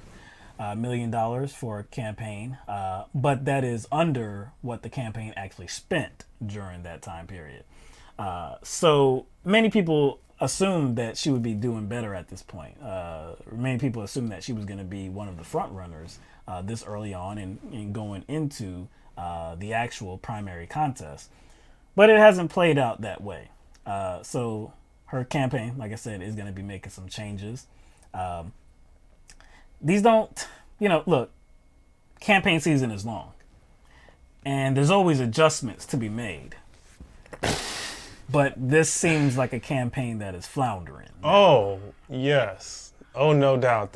They on the struggle bus right now. Yeah. It looks like they're trying to kind of consolidate resources, move resources from one place to another. Right. I guess based on where the focus is going to be. That looks like what she's doing right now and probably is going to do going forward. Yeah. Just try to consolidate resources to like initial primary states. Yeah. And the money that's being spent is being reported that they're trying to conserve a lot of the money that they have been spending or that they have right now on hand, especially until the weeks before the Iowa caucus, because they want to make a major ad buy for Iowa caucus goers. So it seems as though they're putting everything they have into Iowa. So, projection here. Putting everything that they can into Iowa. Kind of, I wouldn't say they're putting all their eggs in one basket, but that's an increased focus. So what happens if she tanks? When they start casting their ballots? Where do you go? Do you go to the next state and do the same thing? Divert resources to the next primary? It depends, but because New Hampshire will happen. I don't know the schedule. I'm just going based on what usually happens and what we knew happened in 2016. New Hampshire follows very closly to Iowa. And the poll just got released. Yeah. The New Hampshire poll got released. There was two different ones. Right. In one of the polls, it showed that Tulsi was polling higher than. Yeah, it did. It did. And in one of the other one, it didn't. It was like kind of mismatched. Right. But still doesn't look good. It doesn't look good for somebody like Senator Kamala Harris, which it seemed as though, again, she was going to be a front runner in this process, and she has just lagged behind. Super Tuesday is, Super Tuesday is going to be after those four initial states, Iowa, New Hampshire, Nevada, and then South Carolina. Super Tuesday also includes her home state of California, which she's not really polling that well in her home state as well. I think some weeks ago, we speculated that if she doesn't do well, we speculated that she would probably make it to Super Tuesday. I think that's a little bit in doubt at this point. I would still expect her to go. It's California. Again, that's the biggest prize. That's the biggest prize in primary season. It has the most delegates of any state. They moved it up. And we thought that they moved it up for her. So if she can have at least a decent showing in some of these early states, these early four states, then yes, she will make it to Super Tuesday, and then it'll all be dependent on how she performs in California. But it just does seem like this is a campaign that is tanking, and I don't know if there's anything that can save it. I don't think there's any remedy for it, because even Kamala's high points, those moments during the debates where it looked like she had the upper hand, it didn't appear as if it had any effect on her polling numbers at all. I honestly think Elizabeth Warren, if Kamala Harris was going to do anything in this race, I don't think there was room for both of them. Kind of like two strong women candidates? I mean, that might be an aspect of it, but I kind of view them the same because they both try to portray that they are progressives. Mm-hmm. Right. Elizabeth Warren may do a better job at it, but they still have the same progressive language. And I don't know that there's room for and Warren is a little bit more established as well. Yes, I think that contributes to it. Yes, so we'll see. But so I don't know, maybe. It ain't over yet. Damn, you already. No, it's over. It's already. You calling it? All right, man. It's the end of the road, though. It's the end. It might be. Man. I think it's the end. She gonna make it to Iowa at least, but if she polls at like 1-2%, it's probably done. It's probably done. No, I think it's the end of the road. Yeah.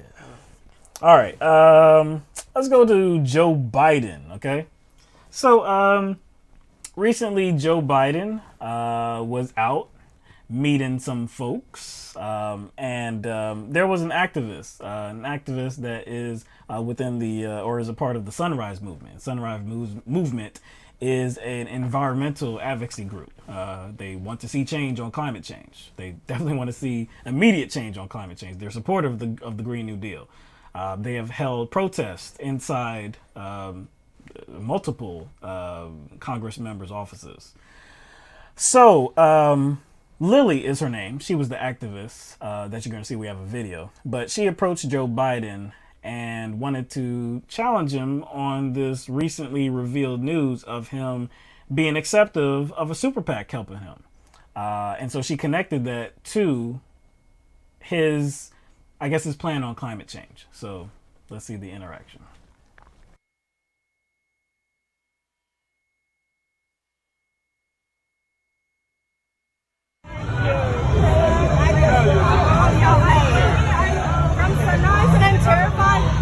Since you're bursting and now taking super PAC money, how can we trust that you're not fighting for the people profiting off climate change? Look at my record, child. Look at my record. Is you fighting to go into the Iraq war and you that's not right. Look at my record, child. Look at my record. Very condescending.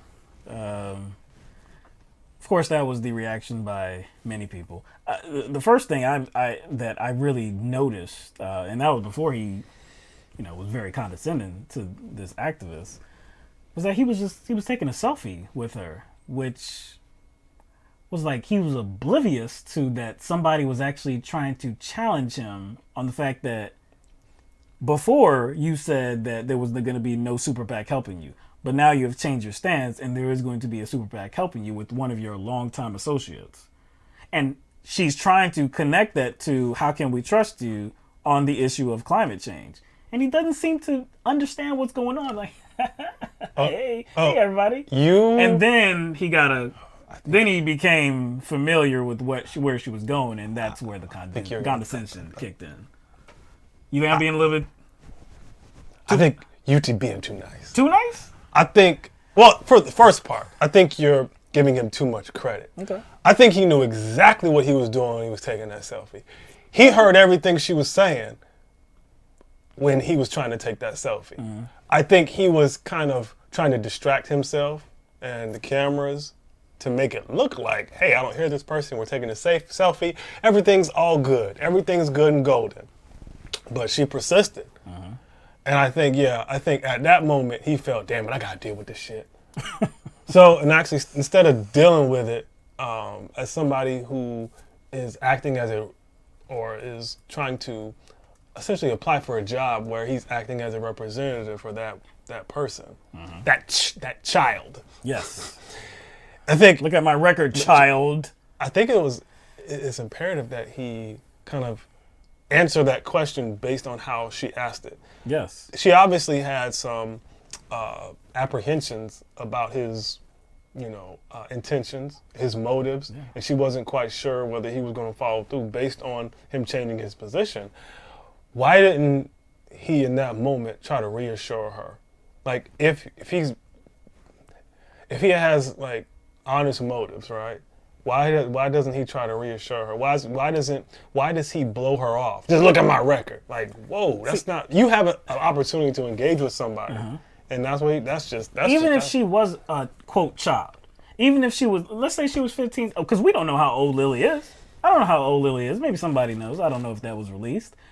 But even if she was a child, you don't come at somebody like that because they're coming to you with a significant question. Like, they are questioning your motives based on your actions. They didn't just invent this. No, there has been multiple reports that say that, yes, you are establishing, you, through a proxy of yours, is establishing a super PAC. A proxy, but what kind of proxy? Not just like some sort of like, oh. Yeah, like unconnected. Business partner. Hey, I found this business partner. Who is his proxy? Man, it's somebody that it's a good friend. Somebody that's been with him since at least 80s, right? 1980s. Yeah. So he knows what's going on. Almost 40 years. Yes, 40 years. He absolutely knows what's going on. So again, for people that, you know what? No, for anybody, because it is very possible that Biden comes away with the Democratic nomination. That's not what I would like to see. I don't believe he is the strongest candidate. I don't think he would be the best president. But it is a strong possibility that he does come away with the Democratic nomination. So if he does, people want to make sure that he's going about this thing the right way, that he is not going to be influenced by some very bad parties here. He's not going to be taking this money that is going to influence his decisions to make the wrong moves. So that's where she was going. Again, even if she was a child, you don't come at her like that because she's asking you a very grown-up question. You respect that. You respect her. You respect the question. And like you said, you could have reassured. You could have at least tried. Attempted. You could have attempted to reassure her. Now, I don't think that would have flew because, like we have reported before about that super PAC and about money in politics in general, you can't reform a system. You can't say that you're clean, that you have clean hands in this, that you're actually going to make the right moves for the people of the United States and beyond, when you're taking money from corporations, where you're taking money from those individuals that want to see you put in place policies that protects them, the wealthy class, and does not advocate for us, everybody else. And you know, she's not asking a question for herself.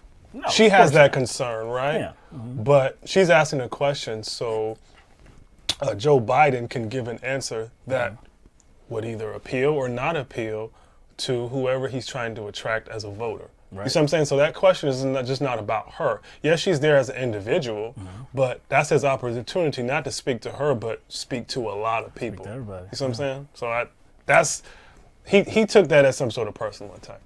So Sunrise Movement, they said in a statement, Biden's record on climate change is mixed. The Obama-Biden administration promoted on all of the above energy policy that promoted natural gas and fracking, despite the rapid need to totally transition away from fossil fuels.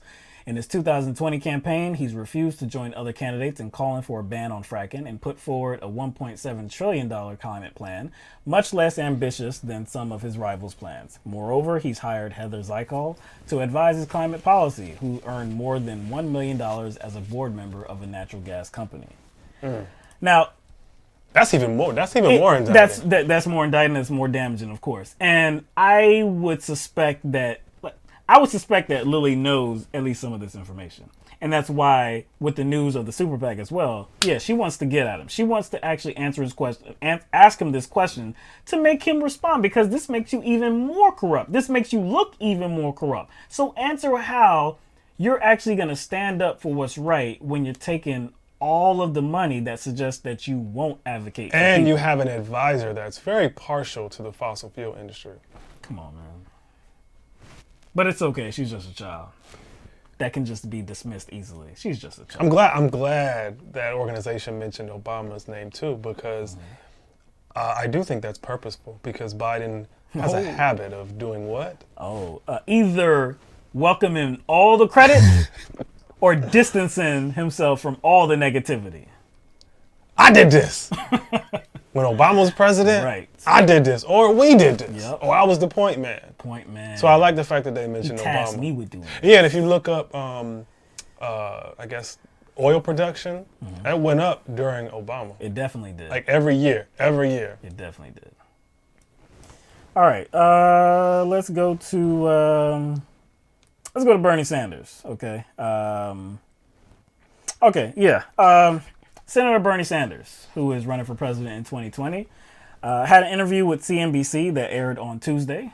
Senator Sanders was asked about his progressive platform and if he thought that moderate Democratic senators like Montana's Jon Tester and West Virginia's Joe Manchin will support his platform ideas.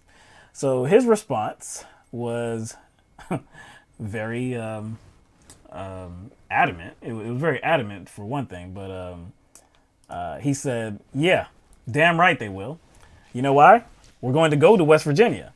Your average politician sits around and he or she thinks, let's see, if I do this, I'm going to have the big money interests putting 30-second ads against me. So I'd better not do it. But now they're going to have to think, if I don't support an agenda that works for working people, I'm going to have President Sanders come into my state and rallying working class people. So look, we know who these senators are. Now, I think even though they are, you can say that, or you can categorize them as moderate Democratic senators. You can do that. I still think there is some distance between the two. Jon Tester, yes, moderate Democratic senator. Joe Manchin is a Republican. Joe Manchin is a Republican. I don't know why he is a Democrat in the Senate. He is a Republican. So he is very conservative. He has voted with Republicans and Donald Trump many times. I believe he's probably the most conservative senator in the Senate, on the Democratic side at least. So the only way to go about change, especially if you have a progressive platform, is to appeal to people. And we've talked about this before. The question was even asked of candidates on the debate stage of these Democratic candidates. You know, what if you don't retake the Senate? And what if Mitch McConnell is still the Senate Majority Leader? How do you deal with them? And the answer is, I mean, actually, this is a stupid question, because the answer is just what Bernie Sanders said. You can't deal with somebody like that. You just can't accept what they do. What you have to do is appeal to your voters. You have to appeal to the people in their states as well. Go to their states. Say, look, you elected me to do a job. You elected me to put in place my vision of the country. It's not just my vision. It's our vision of what we want to see in this country. These people are holding up the progress. What are you going to do? So that's what Bernie Sanders is saying here. If Joe Manchin, if Jon Tester does not want to support his plan, then okay, he's coming for you. He's going to put him on blast. Yeah. He's going to put him on blast to his own people, essentially. That's right. So, I think that's the only way you can do it. Mm-hmm. That's the only way you can do it, because what else do you have? You have to use strong arm tactics. Right. You have to show the people in those districts that, hey, your representative needs to get with the program and do what's best for you, or you need to vote him out. Now I'm going to show you exactly what he's not doing for you. Exactly. And being the president of the United States, you know that carries a very big microphone. I think they're scared of Bernie being president. They're like, damn, man, if he becomes president, man, he gonna blow my spot up. Yep. And so Joe Manchin, for one, did have a response to this. Joe Manchin, if you would believe it, he went on Fox News. I know that's surprising. I know it's very surprising. Joe Manchin on Fox News. But he was interviewed on Fox News, and he was asked if he would be supportive of Bernie Sanders' ideology.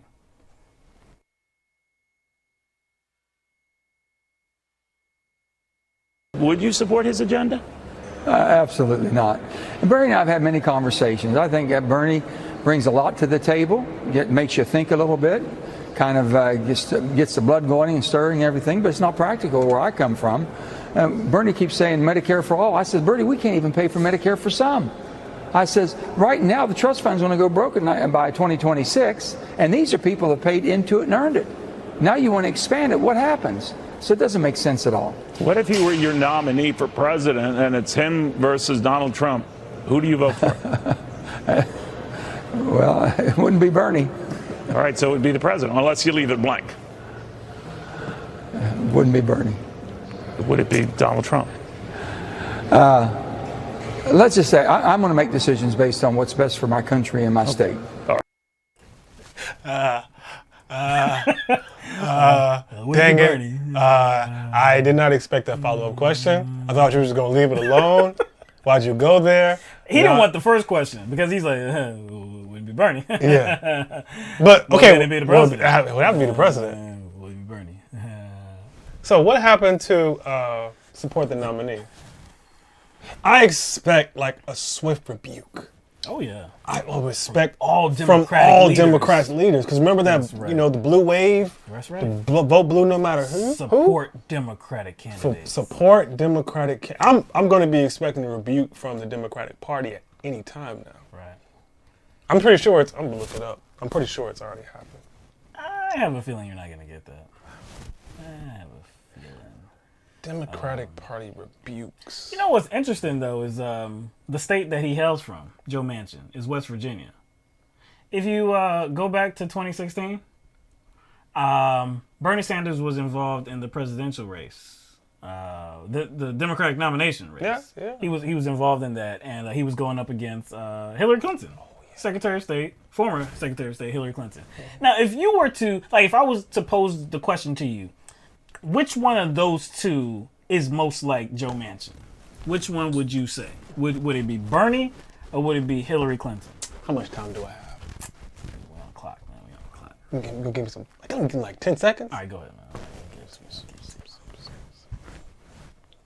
Hillary, Bernie. Make some calculations. Hillary, Bernie. Joe Manchin is the key. You gotta. Who is like Joe Manchin?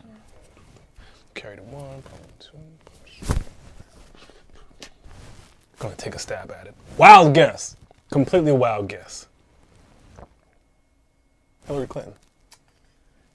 That's correct. Yeah. That's correct. That's correct. You know, she didn't portray herself to be as moderate, as conservative as Joe Manchin. I wouldn't even put that on. Whatever negative feelings I have about Hillary Clinton, I wouldn't say that she's Joe Manchin. She wasn't blatantly. No. She wasn't blatantly centrist. No. Conservative.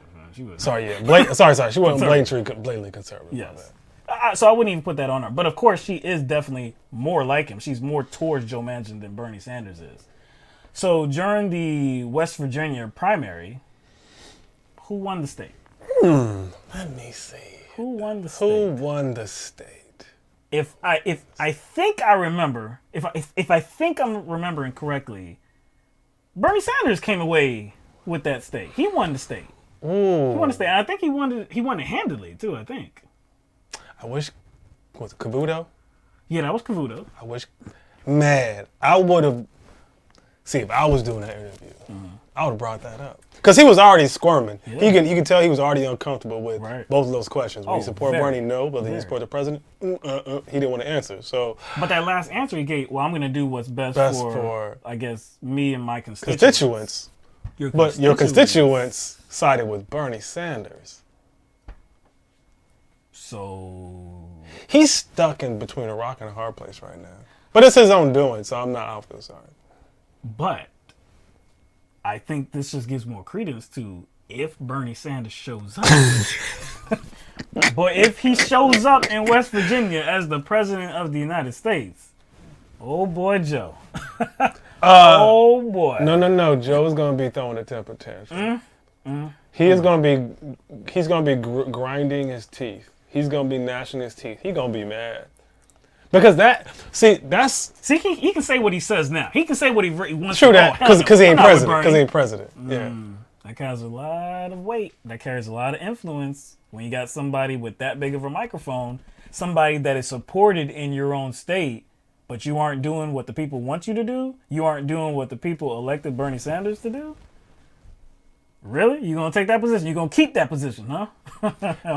Like he said, Bernie's not president yet, so he can puff his chest out now. Yeah, he could puff his chest out now, but be with Trump all you want to right now. When that rubber hits the road, he's gonna have to make a decision,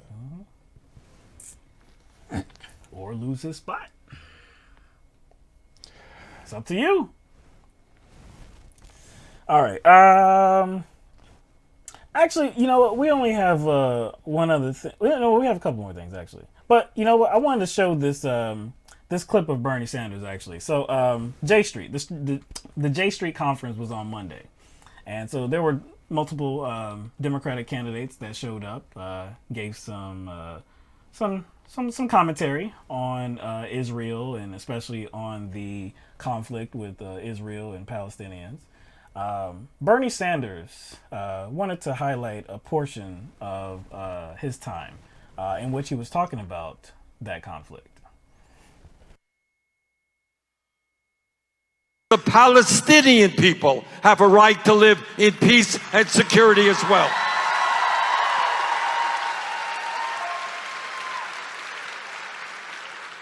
And it is not, let me underline this because it will be misunderstood. It is not anti-Semitism to say that the Netanyahu government has been racist. That's a fact. That is a fact. So what I believe, Tommy, at a time when we spend, I think it's $3.8 billion on military aid to Israel, we have a right to say to the Israeli government that the United States of America and our taxpayers and our people believe in human rights, we believe in democracy, we will not accept authoritarianism or racism, and we demand that the Israeli government sit down with the Palestinian people and negotiate an agreement that works for all parties. So my proposal in terms of Israeli-Palestinian efforts is not a radical proposal. All it says is that we need an even-handed proposal for both people. What is going on in Gaza right now, for example, is absolutely inhumane. It is unacceptable. It is unsustainable. So I would use the leverage. $3.8 billion is a lot of money. And we cannot give it carte blanche to the Israeli government or, for that matter, to any government at all. We have a right to demand respect for human rights and democracy. So J Street is a pro-Israel organization, but it's a liberal organization. So of the candidates, the Democratic candidates that were there, I can't say all of them sounded as strong as Bernie Sanders sounded on this issue. But to some degree, they all tried to say that, something does need to be done with that conflict and we need to arrive at a solution. It didn't seem like they were all, I guess, trying to just excuse, Israel's actions and say, hey, we're a great partner with Israel and whatever they do flies and we're good with that. But again, Bernie Sanders' words were obviously the strongest. I just wonder why it is so difficult to put it in those terms. Why is it so hard to actually see things as they are and to just be out loud about them? Why is it so controversial to criticize the government of Israel? Because for a lot of people, they try to portray that as criticizing Jewish people. Like the whole of Jewish people rather than the Jewish government that's in place in Israel. It just shouldn't be this hard to actually sound as Bernie Sanders sounds on that issue. It just shouldn't. But you can't really get past the reality that a lot of our politicians are scared to. Yeah. You can't. It's ridiculous. It's ridiculous. Like I said, look, Bernie Sanders is not like other candidates, though. He does speak out about things that are ailing people, and not just people here in the United States of America, people that are in Israel and in that area as well. So, like I said, it just shouldn't be something. It should be something that's commonplace to call out the actions of Israel. Nobody is saying that all Jewish people are racist or all Jewish people are bad or anything like that. But there are definitely bad players in Israel. Now, part of Bernie Sanders' speech, he also acknowledged that there are bad players in terms of the Palestinians as well. Within Hamas, within the Palestinian Authority, there's corruption involved, and that on that side as well.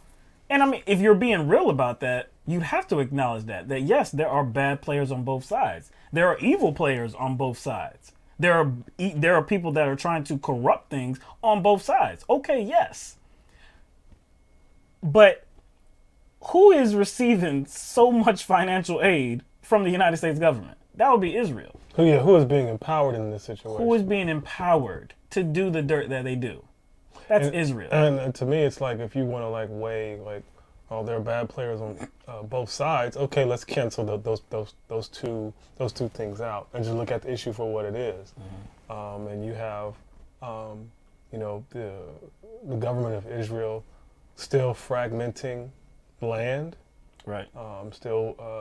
Annexing land more and more. Yeah. Building new settlements over the demolishing of existing residential areas. You have Palestinians who are not allowed free movement in the area. You have Palestinians that don't have access to public services. So it is a human rights issue. Right. And it shouldn't be controversial to call that out. That's really what we're saying here. All right. One more about Elizabeth Warren. So money in politics is something that we talk about consistently on this program. We have done so for many years. And the point to be made about money in politics is if you actually want anything done, you're going to have to address money in politics because I believe it touches every single thing. If you want some movement on criminal justice reform, on healthcare in the country, on the economy, the minimum wage, the military industrial complex, anything, any issue in this country is going to be affected by the legal corruption that we have embedded into our system. So, with that being said, Elizabeth Warren, I guess she wants to do something about it. I guess she wants to do something about it. Yeah. So recently she, I guess, put an ad on Twitter in which she had some ideas about corporate lobbying and what to do about it. So we're going to play the ad and then discuss.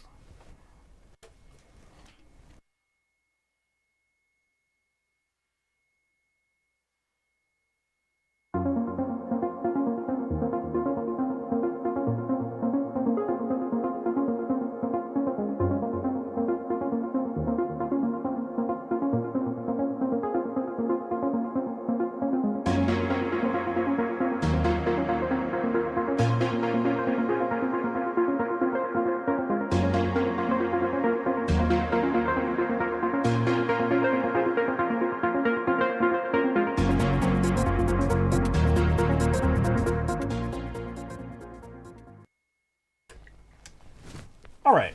So I know that was kind of quick. So, maybe it could have been hard to follow if you weren't really, watching it right at the beginning as well. But she's pointing to her plan. Okay. She's pointing to her excessive lobbying tax. So essentially what she wants to do is tax corporate lobbying. And so she gave a few different examples of corporations. I believe there were 10 different examples. And so through her excessive lobbying tax, there would be millions, or there would have been millions of dollars generated from that tax. Over $827 million would have been generated from that. And so I guess that's done to, and I guess this plan is put forth as her way of doing something about the corruption that we all know all too well. Mm-hmm. The corruption that is embedded, like I said, into our system of government, the legal bribery, the legal corruption. So her plan is to tax it so that I guess we can do something with that money, that lobbying money. We can do something with some of that lobbying money to fund other programs, I guess. Maybe like, I don't know, tuition-free colleges and universities, something like that. Whatever progressive plan that she wants to implement. we can tax the lobbying, then we can make good use of that money. What's the problem with that, Mike? What's the problem with that approach? The problem with that approach is the bribery is still going on. It doesn't stop the bribery. Like, essentially what makes our system corrupt is still going on. Like, let's just, I don't know, hypothetically say something like this gets implemented.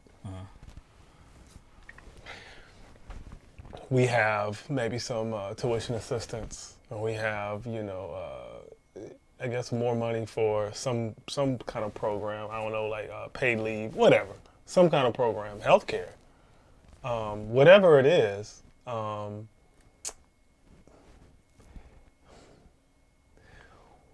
Well, the amount of people that actually benefit from such programs or whatever that are going to be funded through this tax, is that like worth it? Is still allowing bribery to take place worth it? Because that's what's still going to happen, right? Because these companies are going to still lobby for, legislation that favors them. Right. And if legislation favors them, they're going to still be benefiting. Mm-hmm. Like, there's still going to be a system in place that, I guess, contributes to the wealth gap. So they're still going to work to the detriment of the rest of us. And because they're doing that, because they have that extreme lobbying power and influence, Congress members are going to be persuaded to actually bend to their will. If they don't already want to do it. Yeah, but they're going to do favors for them because of the lobbying power, because of the influence. So you're still leaving the corruption in place. That's just weird that, she wants the corporate bribery to, like, just not to end. She just wants it to be kind of less. You want to manage it. You want to manage it. You want to manage the bribery. Remember, again, what was her little phrase? What was her little phrase? What, the unilateral? No. Oh, not that? The whatever, the responsible capitalism, what was it? I don't. What was her? What I know, most people followed her on Twitter when she was. But that's what she was conveying. That responsible capitalism. That's kind of what she was conveying. So this makes sense. This makes all the sense in the world that she would try to push something like this. What was it? Accountable capitalism.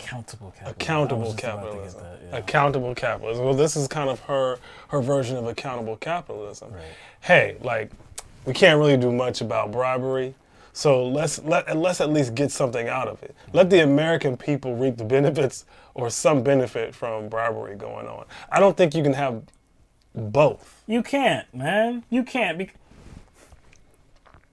It's always going to outweigh the good that's done. It's always going to outweigh it because there's so much money involved. If you have organizations and the wealthy, these super PACs that are just compiling large amounts, unlimited amounts of cash, dark money as well. If you have this still in place, what we all know to be corruption, the players that are involved, are they doing this for no reason? They're not doing it for no reason whatsoever. So if they're still doing it, there's good reason to still do it. So what does that say about her intentions? What does that say about whatever can be gained by whatever money this tax is going to? If they still have the upper hand, they're not going to care about the tax. No. It's kind of like when the federal government fines a bank, or the federal government recently they fined what's the Purdue or something, didn't they? Didn't Purdue Pharma get fined? It could be wrong. For how they advertise opioids. Right. Whatever money they had to pay was a drop in the bucket. Probably wouldn't even notice it. They probably wouldn't even notice. It was a drop in the bucket, right, compared to the revenue they generated. So that would be like a tax on their behavior. But they don't care about that because they make enough Right. to just pay their fine and keep doing what they're doing. And it doesn't come on the front end. That doesn't come out on the front end. And does it really hold them accountable? No. Again, since it does not come out on the front end, they're able to make as much money doing really awful things and destroying lives. They're able to do that, make a profit off of it. And then, they gotta, they gotta face the music. Oh, a little fine, little slap on the list. Okay, we'll give you a little bit of funds. I've already made my money. So what? On to the next thing now. To leave it in place does absolutely nothing. And look, you can't, I guess you can't separate that this is a candidate, a presidential candidate, that has already noted that she is going to be a part of these very big money, high dollar, wealthy donor fundraisers for the Democratic National Committee. Not for herself, for the DNC. But we know that money is going to be routed to the eventual Democratic nominee, so it's going to be for her candidacy. So you can't separate that, and you can't separate that fact from the fact that she doesn't want to actually eliminate legal bribery.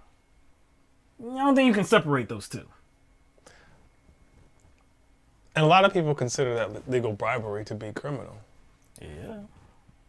Because that legal bribery, contributes to the suffering of most people. But I guess a little bit of it is okay. Yeah, man. Just tax them. Just tax them. Just let them do what they do, but tax the money. It's just going to be a drop in the bucket, but still tax it, and then we can do something with that money. She wants her cake and eat it too. She wants to be seen as somebody who is not adverse to capitalists, while at the same time, doing what appears to be good for the American people. She wants to play both sides. Yeah. But how trustworthy will you be? How am I supposed to trust you, given, like I said, other factors as well that I can't separate? But how am I supposed to trust you when you're allowing it to remain in place? You're just going to tax it. How am I going to trust you with the money that is created by that tax? Are you actually going to do the right thing with that money? Or are you just going to you're already sustaining the system. How can I trust you with that money? How can I trust that you're going to do the right thing? Even if, there are certain programs that are implemented that help, some people, I still don't like it. It's crumbs. Yeah, it's crumbs. It's crumbs. I'm pretty sure some people will be helped, but I guarantee you that the corruption that is still there is going to greatly affect some other people too. Right. Look, I can't claim that every decision that President Trump has made has been a failure. I can't claim that. I can't put that on any president. Many presidents, if not all, have made some good moves. Have made moves that have actually benefited people, regular people. Okay. We're talking about crumbs though. In comparison to what they do for the elite class of people, it's absolute crumbs. So that's what we actually want to address, so that we don't get crumbs. That's what we want to address. But what Elizabeth Warren with this plan suggests is that we'll allow some bribery and the corruption to go along, to go forth as long as there's some people that can benefit from it. I just don't like that. I just don't like that. I mean, if there's some very nefarious activities going on in your neighborhood or your community, and individuals are involved in some kind of criminal activity that's affecting your livelihood, the livelihood of people in your neighborhood, just destroying your neighborhood, and the government decides, hey, we're not going to completely outlaw it, but what we're going to do is tax all of their illegal activity, all the activity that's contributing to the destruction of your community. We're going to tax it. We're going to tax it. We're not going to eliminate it, but we're going to tax it so the community can benefit in some way. We don't know what way, but in some way. And we're going to trust you to do it, even though you're allowing this corruption to stay in place. That just doesn't make sense. That just doesn't make sense.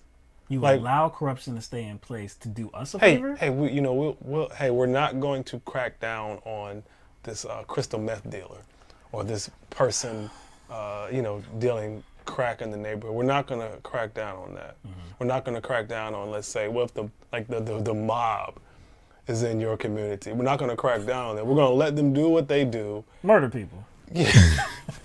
We're going to let them murder people, but you know what we're going to do? We're going to tax them. And strong-arm businesses. But you know what we're going to do? We're not going to tackle it. We're not going to eliminate it. We're not going to try to prevent it. But what we're going to do is we're going to just tax it. Yeah. So some people in your community can benefit from it. And other people can get murdered. That's like what's I mean, it happens in a lot of movies, but you know, like American Gangster. Yeah. He handed out turkeys. He did. During Thanksgiving. He sure did. He handed out turkeys during Thanksgiving. He sure But did. he was shooting people in broad daylight. He was ruthless, man. Oh. But he was handing out turkeys, so the community was benefiting in some way. So Elizabeth Warren is she's Denzel Washington. No, I forgot his name. Yeah, I know. I forgot his name too. Yeah. Frank Lucas. Frank Lucas. Frank Lucas. She wants to hand out some turkeys. Ridiculous, man. That's all right. All right. It's that time. So, if anybody would like to give us a call, chat with us a little bit, have anything on your mind, number is 669-900-6833. We welcome all to give us a call. See what that just rhymed there. Unintentional. Bars. It is Halloween. I don't know why I said that. I don't really care. I don't even know why I mentioned that again. I am glad that we didn't have any difficulties because it was raining. There was a tornado warning. Yeah, it was a tornado warning. Yeah, I did hear the wind. So I was really concerned that we were going to have some outage here, but thankfully we did not. That's crazy, isn't it? How there was no outage, even though the weather was bad. Real bad, man. But when the weather is clear, we got problems. Problems, man. All right. And also, you know, we're not going to get to it right this minute. But Smitty, if you're watching, we got an answer for you. Yeah. We got to go over that. We probably got the same answer. Maybe. I don't know. It might be some surprises. Okay. I don't know. Maybe some surprises, man. I don't know. We're going to go over it, though. We're going to go over it. Let's see. Look at that. I don't even know the number. All right. Hopefully we have no technical difficulties with this thing anymore.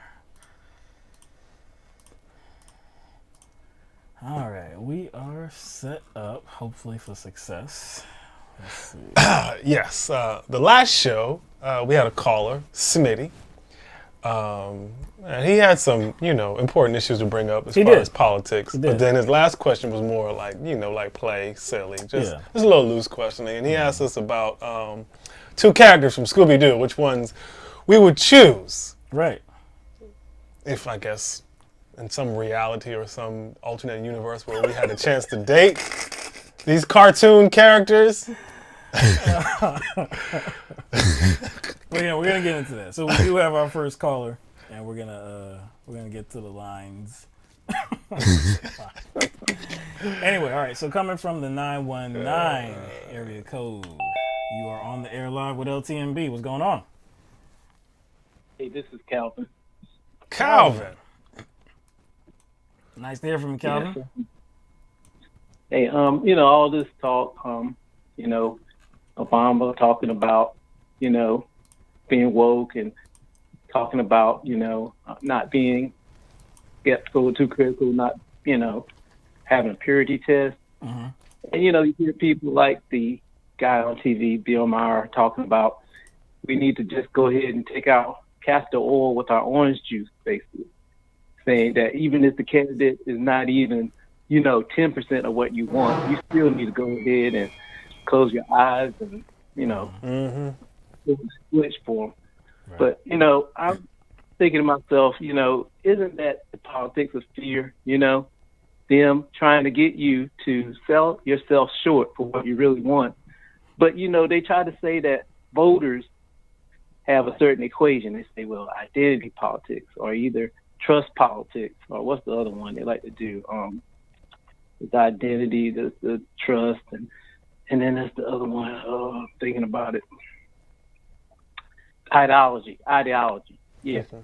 But, I think it's a mix of different things. It's not just one voter looking at one different thing. And I think they try to break you down and say, well, they try to break you down back to the very basics and say you got to choose between the lesser of two because this way, you won't never win, But I say to myself, if someone like Kamala Harris was to become president, I don't see myself voting for her. I see myself voting, but I wouldn't see myself voting for her because I'm just tired of voting for these politicians I know aren't going to do anything for me. Anyway, there's going to be a whole bunch of empty rhetoric. But then people say you're not helping, in terms of move the ball forward. But this thing they try to push forward now is what it seems like what they call slow progress. Don't hope too much. Don't try to get too much too fast too soon. They say you can have Medicare for all, but think about it further down the road. Let's get there slowly but surely. And then as they're trying to get you slowly there but surely, it doesn't add up to anything then, But, that's just my 2 cents on it. I'm just thinking, you guys, if you had a candidate that you totally didn't like, but he was the nominee, would you still go ahead and swallow your pride and hit that button? Well, it depends. Go ahead. Yeah, it depends. I mean, I think we're living in a different time than we did in 2016. I think the landscape is a little bit different. I do agree with you that that's always the attempt to break you down and make you feel like, hey, we have to go with the incrementalism. This is all you can get. This is all you like. And it's only like the kind of questions that I hate are you going to support the eventual nominee? They only ask that of progressive candidates. You hear that question mostly being delivered to Senator Bernie Sanders. Maybe you hear that of Senator Elizabeth Warren, though I don't think I can specify a time where I've heard her having to respond to that question. But Senator Bernie Sanders in 2016 and now, he always is getting that question. Are you going to support the eventual nominee? And it's to get voters in that place. Like, hey, well, we have to come together at the end of this thing, and we have to come together and, vote blue no matter who. And, in 2020, Kamala Harris, interesting that you said that as well, because you noted that we do have the case of incrementalism where it's always being pushed forward. Medicare for all, they push that as like, hey, yeah, we want that. We're going to fight for that. But it's, somewhere down the road. Kamala Harris, her plan supposedly will establish Medicare for all in 10 years. So she will get 8 years. Possibly she will get 8 years in her term, 2 terms, 8 years. I don't know when the actual policy of her Medicare for all plan would get passed. Would it be on day one? Of course it would not. So really, we're looking at maybe like 11. Well, she said 10. Well, she said like 10 years. But you would actually have to get it through Congress. Yeah, that's what I mean. That's right. Yeah. So it wouldn't be immediately. Yeah. So like if it takes 10 years, it's 10 years from whatever point you're at. So yeah, like they're always trying to portray like, yeah, progress is on the, it's coming, but it's way down the line. Kamala Harris is not somebody that I readily support. I think she's I think she's a phony progressive. But I would still vote for her. If she was the nominee, I would vote for her because the calculus that I would do would be, it's her or Trump. In 2016, we had, a kind of vision for, I guess, the future of this country, and that was through the Green Party. We were trying to make some progress with the Green Party. In 2020, I don't see that that's a viable option. I don't know of anybody that's running the Green Party as of right now. Is Jill Stein going to run again? I don't know. But if whatever Green Party nominee couldn't make some headway in 2016 when you had 2 polarizing candidates in Donald Trump and Hillary Clinton, and you couldn't really do anything then, I just don't see that that's a real avenue for people to take. So me personally, I would. The other third-party candidate did significantly better. Yes, the Libertarian. The Libertarian candidate. 3.5 times more votes. Yeah. She got like a million, and he got over 1 million. Well, just over 1 million. He got over 4 million. Yeah. Like. So that's where I'm at, Calvin. Again, like I said, I voted for Jill Stein, and I did so, openly. We stated that, and we stated what that cause was as well. We were under no illusions that she was going to win. We thought that was highly improbable, but there was still there was still something that we were trying to do, get ballot access throughout the country, federal matching funds, things like that. It didn't happen, Now, we are in South Carolina, which is a very red state, so being that we have the Electoral College, our votes didn't count anyway. They didn't count. They counted to the overall vote number, but all of the people that did not vote for Trump, their voices are muted. Trump came away with all the electoral votes from the state. So, like I said, in 2020, I don't know. Like I said, if it's somebody like Kamala Harris, I would vote for her from this. I would vote for her. Well, I know I voted for Jill Stein also. Mm-hmm. And, one thing I noticed is that this purity test, quote unquote, they never want to hold us accountable to moderate Democrats. Mm-hmm. They don't say you need to be not so pure about your moderate beliefs or whatever. Yeah. It's always throwing that slack on the progressive side. Now, another thing I say to myself, they always talk about wanting to fight the poverty gap, the wealth gap, whatever you want to call it. And I say, Medicare for all would be like an instant fix towards the wealth gap, because then people would have more money in their pockets. It would definitely boost up their income levels, Mm-hmm. And you say to yourself, why wouldn't they want that? I think because, they know that, and they don't want people to have better lives. I think they don't want people to have better health care. They want people to just have these corporations break them over and over and over the codes and everything, But, that's why I say, Medicare for all is definitely something that a candidate does not stand for. That's definitely my disclaimer right there, because it's just too much going on for us not to have that in today's, society. I mean, all the other, civilized countries have it, but there's all these different, bull job reasons for why we can't have it over here, and it makes no sense to me, and then they want to talk this and talk this, but at the end of the day, they don't want to do it because they don't want to do it, Agree. Yeah. I do like how you flip the word purity, though, because purity is in the eye of the beholder, and it's in context according to what kind of viewpoint you have and what kind of proposals you see being, I guess, practical. So it's like it's okay for them to be moderate and be pure in that, or be centrist and be pure in that, or be pure in their taking money from corporations. That's kind of where they are, and no one questions that. But anytime you want to, propose or implement or be an advocate for things that are progressive, all of a sudden this idea of purity comes up. And it's negative. And it's negative all of a sudden. So I do like how you flip that word purity, as if somehow it's like there's only one side that has a certain vision. They just don't want to be criticized. They just don't want to be criticized. Yeah. They want to shame the progressive left into jumping on the bandwagon. And yeah, the whole Medicare for all thing, what's also disingenuous about rhetoric that kind of proclaims that it would be a little bit too disruptive is that it's actually a plan that will be gradually implemented based on age. Yeah. It's not everybody's going to be available. It's going to have the oldest people first, and it's going to like gradually. I forgot the increments. I don't know if it's like 10 years or 10. It has 10 years between the 10-year age gap, but it gets gradually implemented based on age. Everybody doesn't just get like brought into it at the same time. Yeah. So. Anyway. Well, I thought about that, and I said to myself, then you're going to have it heavily burdened with older people. You want the younger people in there to kind of leverage off, the cost of the whole thing. That's true.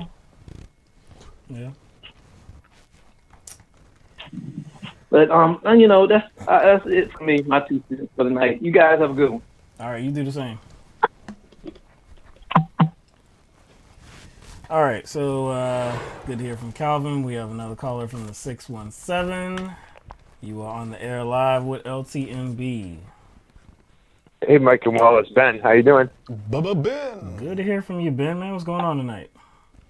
Not too much. You in a costume, man?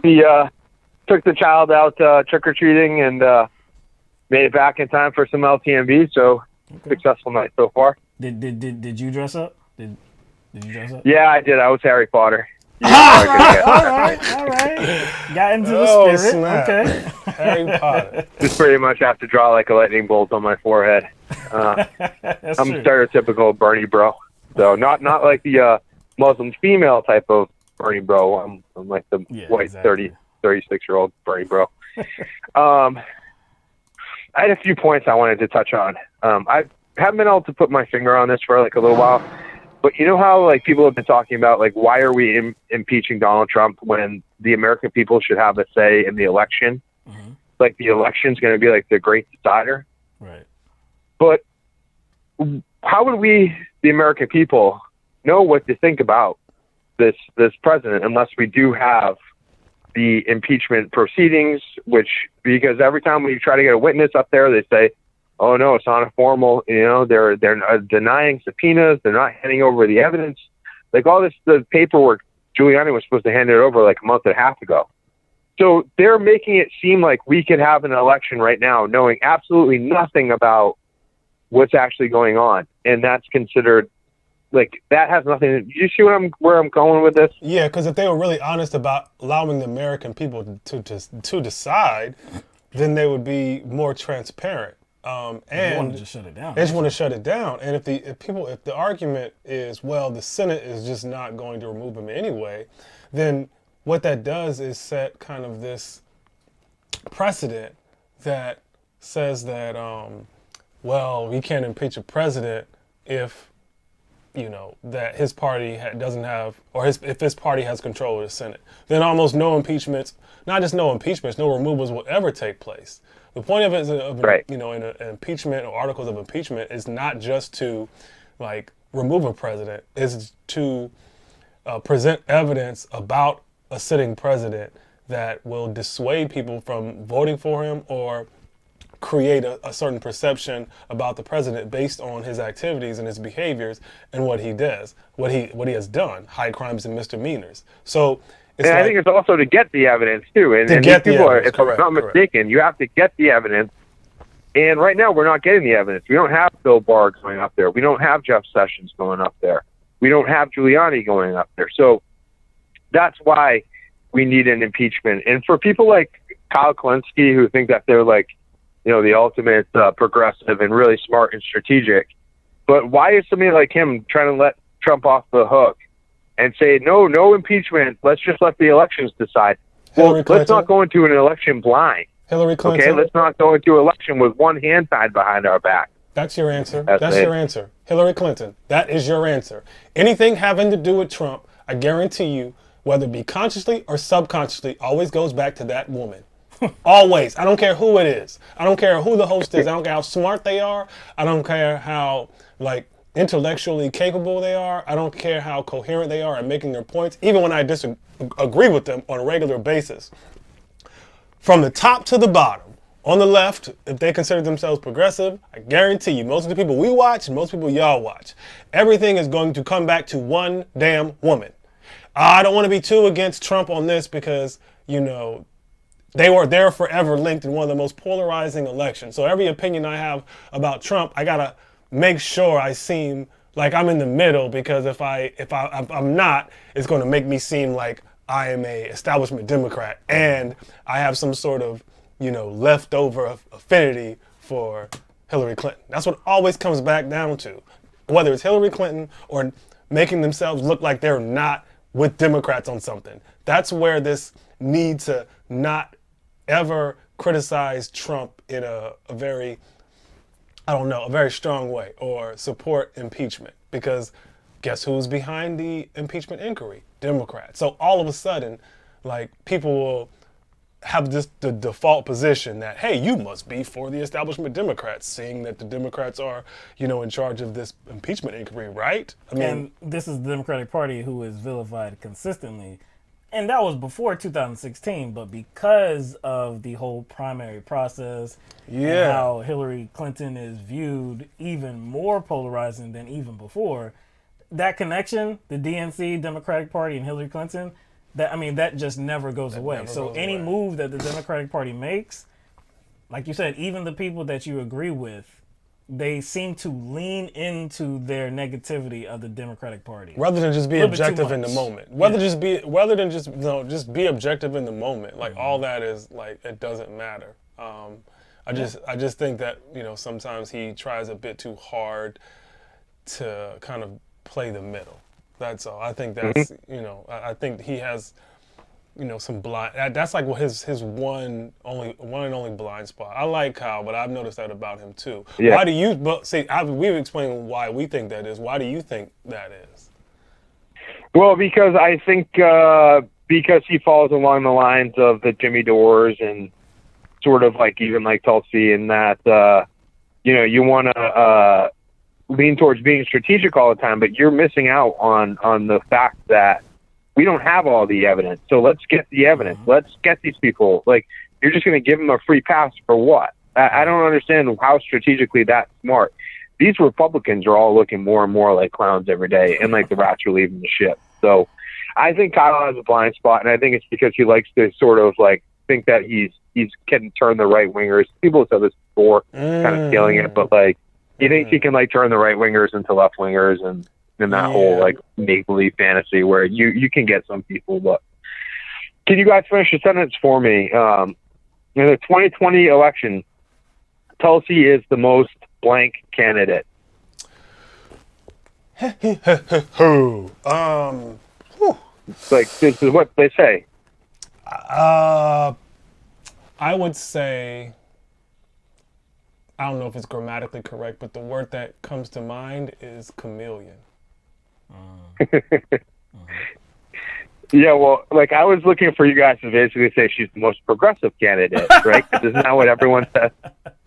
Tulsi's the most progressive candidate. Ben told a joke. Like Ben told a joke. Ben got jokey jokes. He got jokes. I could say but that let me ask this: what is it that makes her progressive at all? I can't name a single thing about her that's progressive. Damn, Ben. Okay. I mean, I know you guys are with me on that. Like, where is she progressive? She was anti-gay until like 5 years ago, which, like, great, she changed that. She's not for Medicare for all. Right. She's really not even for peace for all. She says she is, but she has very bizarre, like ideas of what peace means, I think. And people kind of promote that she can't be fit into a box as a good thing. I don't. I don't. I mean, I don't. Again, labels are labels. Sometimes okay, they're fine. Sometimes I'm like, I don't care about labels. But for her to be, like you said, a chameleon, to not fit in any box, really, I don't think that's. I don't think that's like worth anything good, really. She defended Ellen, who just routinely just drops $175,000 on Rolexes, who essentially defended Bush and wanted us to all be nice to each other. She defended that. She did the same thing with Obama.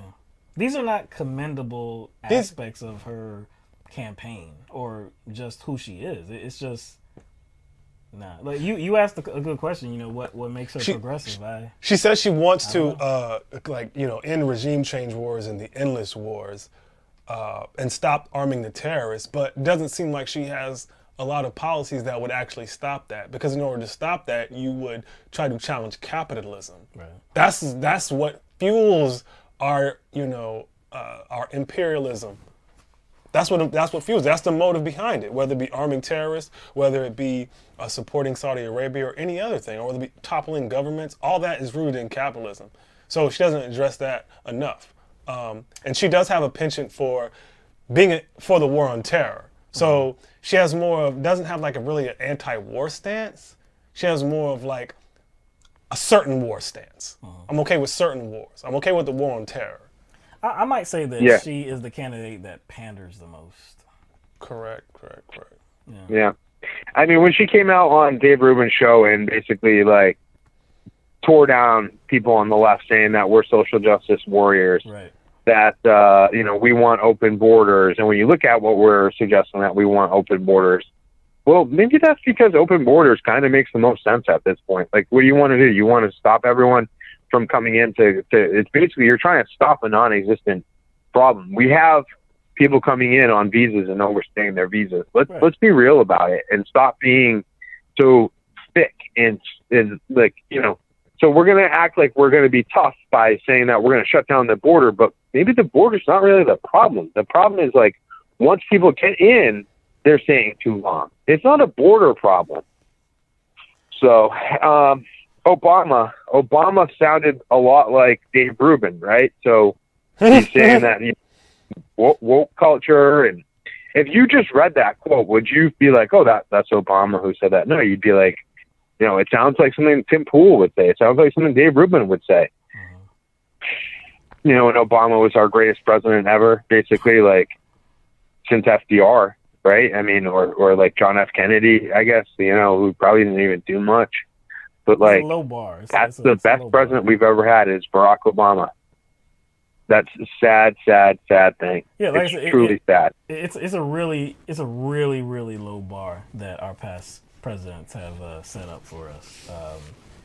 I think, I would be hopeful that, somebody like Bernie Sanders would be able to eclipse them pretty easily. Because, again, he would actually be working for the best interest of all of us, not the corporations and Wall Street and just your special interest groups that have gotten, these other presidents elected. So it's ironic that it's Halloween and Obama got unmasked. Dang. That's funny. That is funny. Well, see, this isn't even the only time that's happened. We've talked about other times. We've talked about, he's had bad takes. Yeah.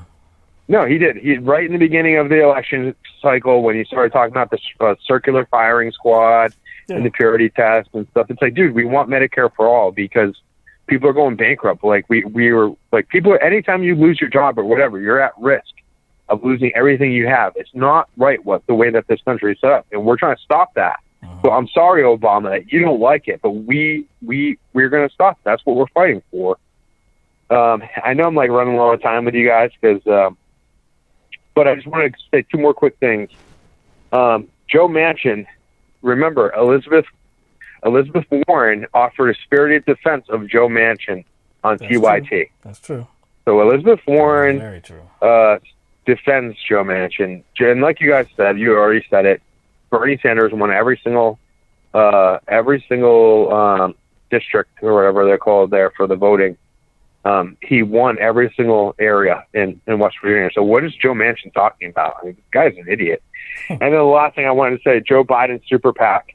Donald Trump beat Hillary Clinton being, outraised 2-1. So don't tell me that you need to have any sort of money to win.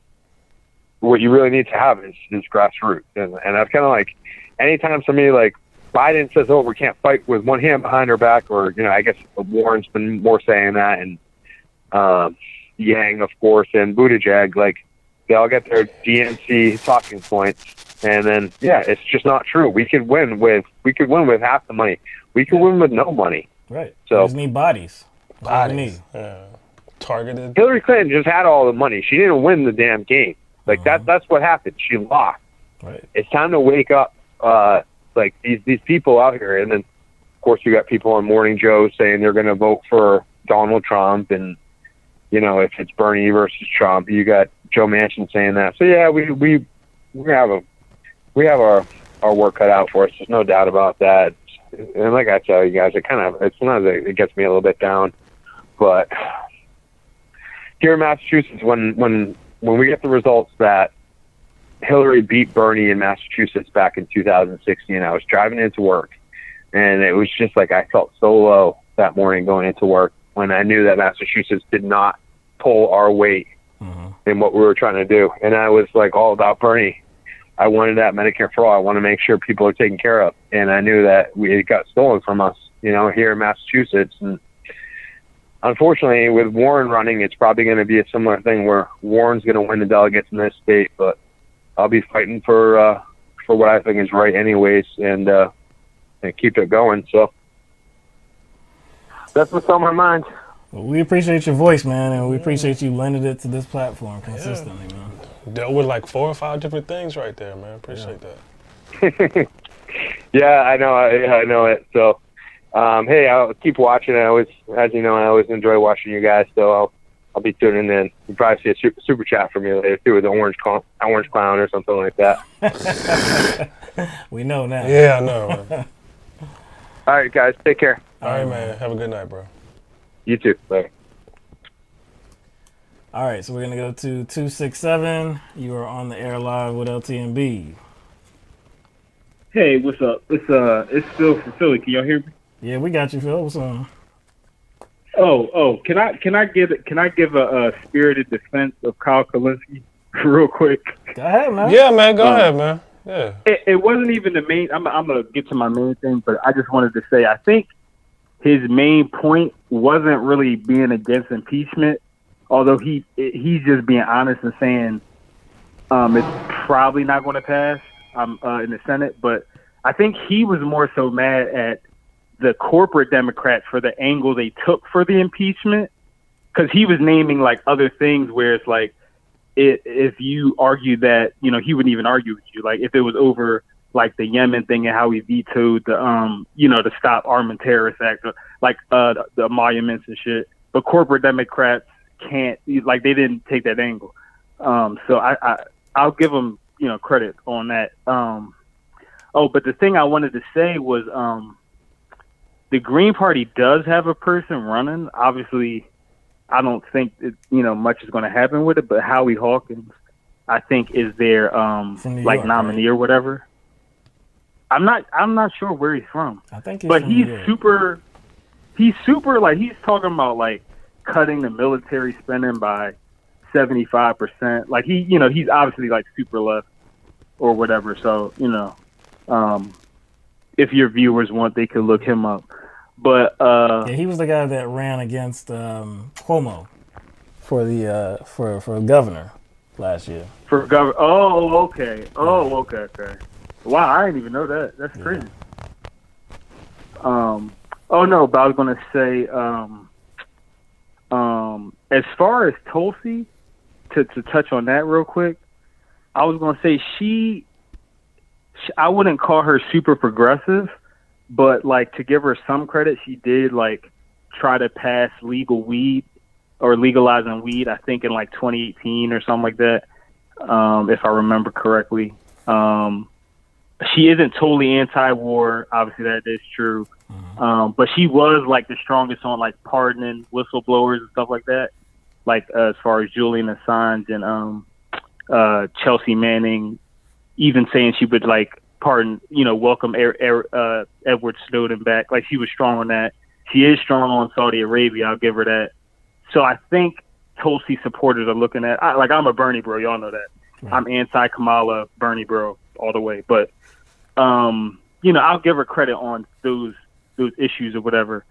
But I wanted to know I'm asking my question, but if anybody's listening, November 5th, in Kentucky, Mitch McConnell's lawyer is running against a Democrat, and then the Republican governor is running against a Democrat, Andy Beshear. And I just wanted to point out, I think a week ago, the Democrat running for Kentucky governor is actually tied with the Republican. So if anybody listening goes and donates, it might actually make a difference. So I just was going through the numbers, and Kentucky, I had no idea what had that many Democrats in the state, and even libertarians and independents. So anybody period listening, you could actually make a difference if you phone bake for them a day or two. But my question for y'all was, who would y'all not vote for? Cause me, I can't go for Pete. I'm sorry. I'm Warren. I don't like Warren, but it's she's, I could stomach Warren. If she won, I wouldn't be happy she won the general, but I could, but Pete and Amy, to me, that's, I don't know, Pete, Amy, Biden. I think he would lose regardless of if I voted for him or not. Yeah, you just taking him out the picture. You just taking him out the picture already. It's a tough question, man. Yeah, because you're talking about begrudging votes. Yeah. And y'all know I'm not voting for Kamala. I'm gonna be honest. You're not voting for Kamala. I will. Y'all know I'm in Pennsylvania. It is a competitive state. Yeah. A progressive Democrat would easily win Pennsylvania. So if the Democrats don't get it, like Bernie or Warren, like that's on them. They're giving away Pennsylvania if they go with like, a more moderate person. So that but Kamala I can't do. Look, it's like I'll tell you what, if she frees the guy that's still in prison that's innocent, George Gage, then I would vote for her. Yeah. I would literally go to a debate and ask her that. And if she says okay, I'll vote for you. That's the thing that I think that. Look, I don't want to be put in this position. I hope that Bernie does come away with the Democratic nomination. But I figure that if he doesn't and any of these other candidates do, I mean, look, Amy Klobuchar, it's not going to happen. But even if she did, I would have to be, I think I would be confronted with, okay, I don't think I'm voting for the Green Party this time. I just don't, I can't fathom that I would vote for the Green Party this time because I agree with y'all. I agree with you on that because I voted for them. I voted for Jill Stein back in 2012 because back then, it was a safe blue state. So I was like, I'll vote for, because in 08 I voted for Obama. 12 I voted for Stein. This time, because the Green Party didn't do much the last two times, I'm like, all right, I'll just vote Democrat. Because I don't know what other. I mean, Howie Hawkins is like really super. Like I like what he's like. His socialism or socialist version of the Green New Deal is really good, and it's not about his critiques are good. It's not about his but ideology. It's really about that he's not known. I even registered Democrat. Like I've been independent for a few years, and I even registered. So I'm voting Democrat. There's no question about that. But see, again, I think the question that I would ask myself at that point, given that I don't see that I'm going to vote for the Green Party unless something drastic changes, is who do I think is going to be more destructive? Who do I think is going to be more destructive? Is it going to be Trump or is it going to be whatever Democratic candidate this is? Yeah, that is true. That is true. But like I between said, Biden and Kamala, I don't know who would have a better chance because I feel like you could argue Biden and Kamala are both worse than Hillary, in my opinion. I'm just because I because I already know I'm voting for Bernie. I don't really I follow him and support him and donate, but I use most of my time studying who he's running against and who I think his biggest threats are. Kamala, I've only stopped recently because she just falling off so hard. I'm like, okay. Yeah, Pete is maybe, even a bigger threat than her now. So it's so I know, just being objective, even if I was just an independent and not voting or something or not Kamala and Biden are the two. I mean, it's just. Yeah, I feel like I said, I know there'd be some anxiety. I know there'd be some, like I said, look, now's the time for us to be concerned with making the right choice. So, I mean, we don't even have to be concerned with that. Hopefully it's not a reality. Now's the time for us to decide, okay, look, who's the best candidate in the race? You, me, countless others thinks it's Bernie Sanders. Let's ride for Bernie. Let's make sure that Bernie comes away with the nomination so that we don't have to be faced with that difficult question. That's true. Yeah. And Bernie, when seeing how these endorsements are going and everything, I feel like Bernie, as far as the general, when people if he, depending on who his VP pick is, among other things, in the general, he's that could really boost him. If he picks Nina Turner or somebody because I was literally watching a video where they're going over the top 10 best. Rashida Tlaib and whoever else, Pramila Jayapal and Nina Turner and Elizabeth Warren. But if he goes with somebody like Nina Turner, that can rile up. Because I think Bernie, he's going to, because a lot of people, because I was asleep because I wasn't a registered Democrat. So and PA votes later. So by the time my state voted back in 2016, Bernie, it was kind of okay, Hillary's about to, because I think we go in May or something. But when I was going back, Bernie really outperformed a lot of those polls. Like, I think the Michigan poll, he outperformed by like 20. Like, but I didn't know this. Like, even someone like me who's into politics, you know, like you forget because it's like, you know, the general, like, you know, gist of what went wrong. But a lot of people that may not have been like registered or voted or whatever, or, you know, even when I talked to Bernie voters from 2016, they're like, oh shit, I was purged from, you know, the voter roll or this, that, the third, or they were, you know, playing tricks with the top. Like, when I go back, I'm like, this time with that boost that Bernie got, and he's beating his own pace from 2016, like, I think he's going to win massively. Like, even the Iowa poll, I think he's going to, like, he can literally go into that fourth place in the thing, like the CNN poll. He would literally be like number 2 or 1, and it's not even a. I think he has a good system. I think he has a stronger campaign that he did in 2016. So I think good things are set up for him. I think these polls are not accurately reflecting, you know, how much support he has. But Phil, man, we appreciate you calling in. We got one more caller that we want to squeeze into this because we only got about a couple more minutes. But oh yeah, man, y'all take it calling easy. in, man. Good to hear from you. Yeah, and everybody again, you know, vote for Andy Beshear in Kentucky. Like, that's the groundwork for getting rid of Mitch McConnell, because I think he can maybe even lose too. When I was really looking at the numbers, but y'all take it easy. All right, man. Appreciate that. All right, so we're gonna get to 508 area code. You're on the air live with LTMB. Hey, what's going on? This is the L Train. L Train, man. Man, spoiling us now. I know, man. Yeah, what's up? I just wanted to call in real quick and talk about Obama a little bit. And I believe he's talking about wokeism and cancel culture. Right. And I'm not gonna lie. I kind of agree with them. A little bit. And I'm merely taking this from a cultural perspective. Just because, I mean, I feel like sometimes, like, the whole woke culture is, I feel like it's a little bit lazy, where, like, obviously you see it on social media, and people saying they're woke this, woke that, and they kind of chime in and kind of give, like, a lazy take, but then never, like, follow up with it. Yeah. And then I'm mainly talking about cancel culture as well, where, you know, something happens. Let's say, like, the whole Gucci thing happened, and all of a sudden people started canceling Gucci.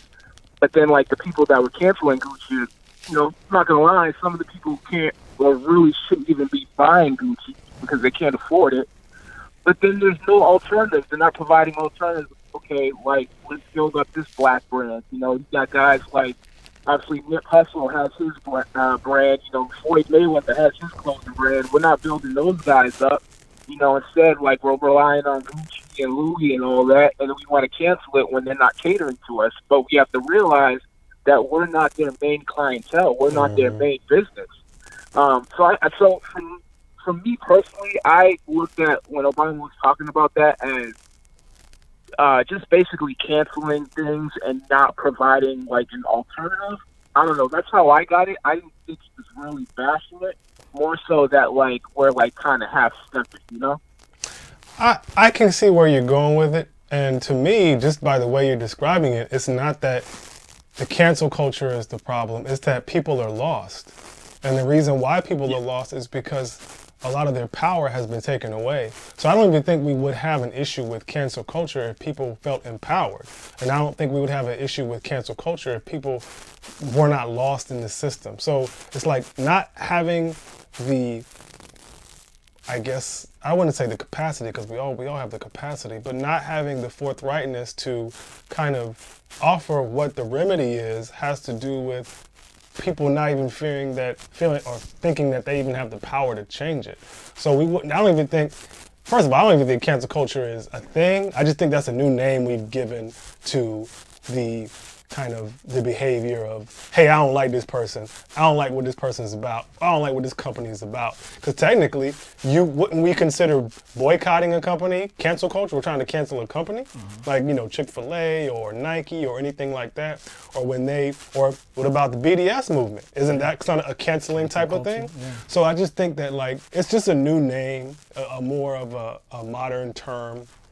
that was given to something that has already been going on. But just by the way you're talking about it, it just sounds like you're talking about people who are just more lost. And so maybe that's, if you're going to give it, if you're going to, go ahead. Yeah, you got about a minute. Yeah, you can let you go. You get the last word.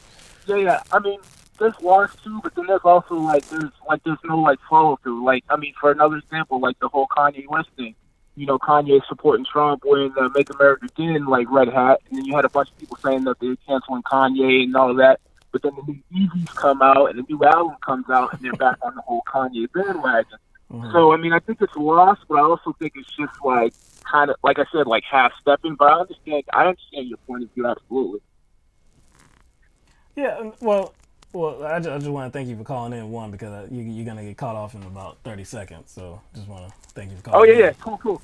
Yeah. Do your thing. Appreciate you guys. I'll call in more. Absolutely. All right, man. Good hearing your voice tonight, man. Thank you. Absolutely. No, I see what L Train's talking about, because I see it all the time. And it actually doesn't even matter where it comes from. Like, of all political ideologies, I do think that, especially when it comes to social media, it's fairly new to us as a culture. So yeah, I think there's going to be more of that, ooh, look, I see something wrong. Yeah, there's always it's easy to chime in. Keyboard warriors. They call them keyboard warriors. Yeah, no doubt. I just think that maybe that's a product of the time. Yeah. You know and some of these mugs are lazy, though. I mean, some of these people, they will criticize something, and like L Train said, once the new Yeezys come in, hey, we're jumping on top of that. They got some good, some hot new, threads or whatever like that, some attire, to rock or whatever. Then you're back on board. So, in certain cases, of course, it's not legitimate, gripes that they have with people. It may be something that they're not feeling at the time, but it's not long lasting. They don't carry it out. No, because that person's not really an activist. They just see something that they don't like. And so they can always switch because, again, even though your name may be attributed to whatever you say on social media, you're still basically anonymous. Unless you really cause a stink. Unless you say something that's really inappropriate and somebody makes a point to put you on blast, somebody that's already famous maybe makes a point to put you on blast, your words are really anonymous. They're not going to carry a lot of weight. It's not going to be spread throughout, the whole of America or the whole of the globe or whatever like that. So, I mean, a lot of these people, again, they just say stuff online. I mean, to expect that that's not going to be the case. Again, for Obama to complain about what people, because that's what it really boiled down to, what people say online, the disagreements that they may have with maybe some of his policies or others' policies. Well, we're not all perfect, there's some people that do some good things, and again, we're not all perfect. We make some bad decisions. You can't just cancel people. I mean, in certain cases you can cancel people, and like you said, it's not nothing new. People have been canceled. That's a new term nowadays, but people have been being canceled for ages. I think if I see something that I don't like, and I think speaks to who you are as a person, to who you are as a politician, you're not actually standing up for me, well, I'm gonna cancel your ass. I think L Train was making distinctions. Obama was not. No, yeah. No, I understand what L Train was making distinctions. I'm not feeling Obama, though. And Obama was not making distinctions. No. We know what Obama was talking about. Yeah. There is there's a small bit of truth of what Obama was talking about, but I think he took that truth in the wrong direction. Yeah. What L Train is saying is that he's making this distinction between what Obama was talking about and just maybe what you would consider online laziness, which I can't deny exists. See, we see it all the time. He should have consulted you. He should have consulted you because you were able to explain that a little bit better. He was more or less, he kind of took it in the direction of just politics. Mm-hmm. And since he was the damn president, you don't take it there. Especially with his record, man. Yeah, you don't take with your record? You don't take it there. Come on, man. But yeah, not all of us actually want to be activists. Not all of us want to have a big voice. We just want to make us think about something. We just want to leave a comment somewhere, and I mean, that's it. So in that regard, what Obama said was technically right. There's some people that just say, hey, well, this stuff sucks right here. I'm going to make it known online, and then I'm going to go back and not really weigh in any other form or anything like that. Or may engage in certain behaviors, like L Train pointed out, that are contradictory to my wokeness. Right. But yeah, he should have consulted you, L Train. I mean, like I said, you were able to explain that in a way that made sense. Well, see, he took it in a different direction. Yeah. That's the thing. Like, Obama took it in the wrong direction. And he's, I think, like you were kind of suggesting, he's not the one to really be leading to bring that message. Yeah. I don't think so. All right. So that's the end of the call-in session. We do appreciate all of our callers tonight. I still got this L Train. But yeah, we appreciate L Train you calling in. Calvin, Ben, and Phil. We appreciate all of your voices tonight on LTMB Live. You know, whenever we have these sessions, it's always you know, like a step up. You know, you kind of elevate the program for us. You know, because we do our talking for 2 hours. You know, honestly, man, like, you know, whether it be Ben or whether it be, you know, L Train or whether it be Christopher, whether it be Jordan or and some of the people that call in, even Court, Sharon Formation. Well, see, this point I'm about to make already will apply to her. Right.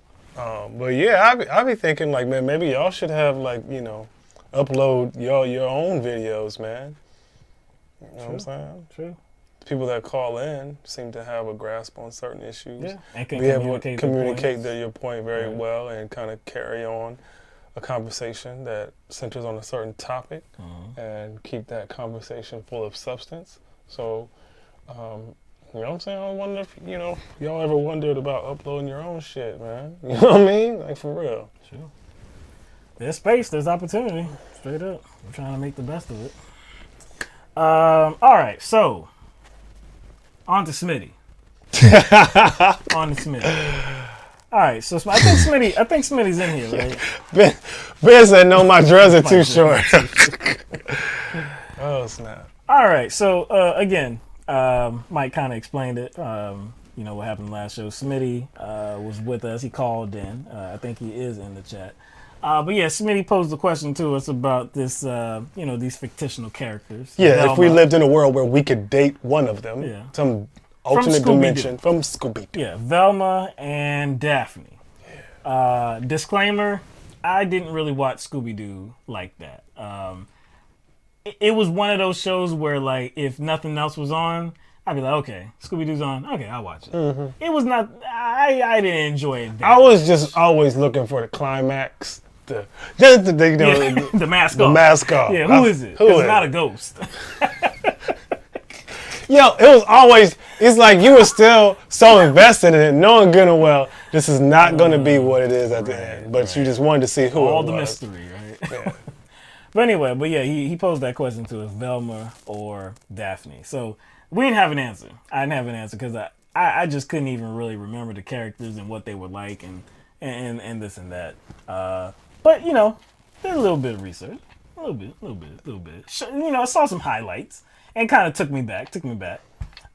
We also got some pictures, okay? So we also got some pictures.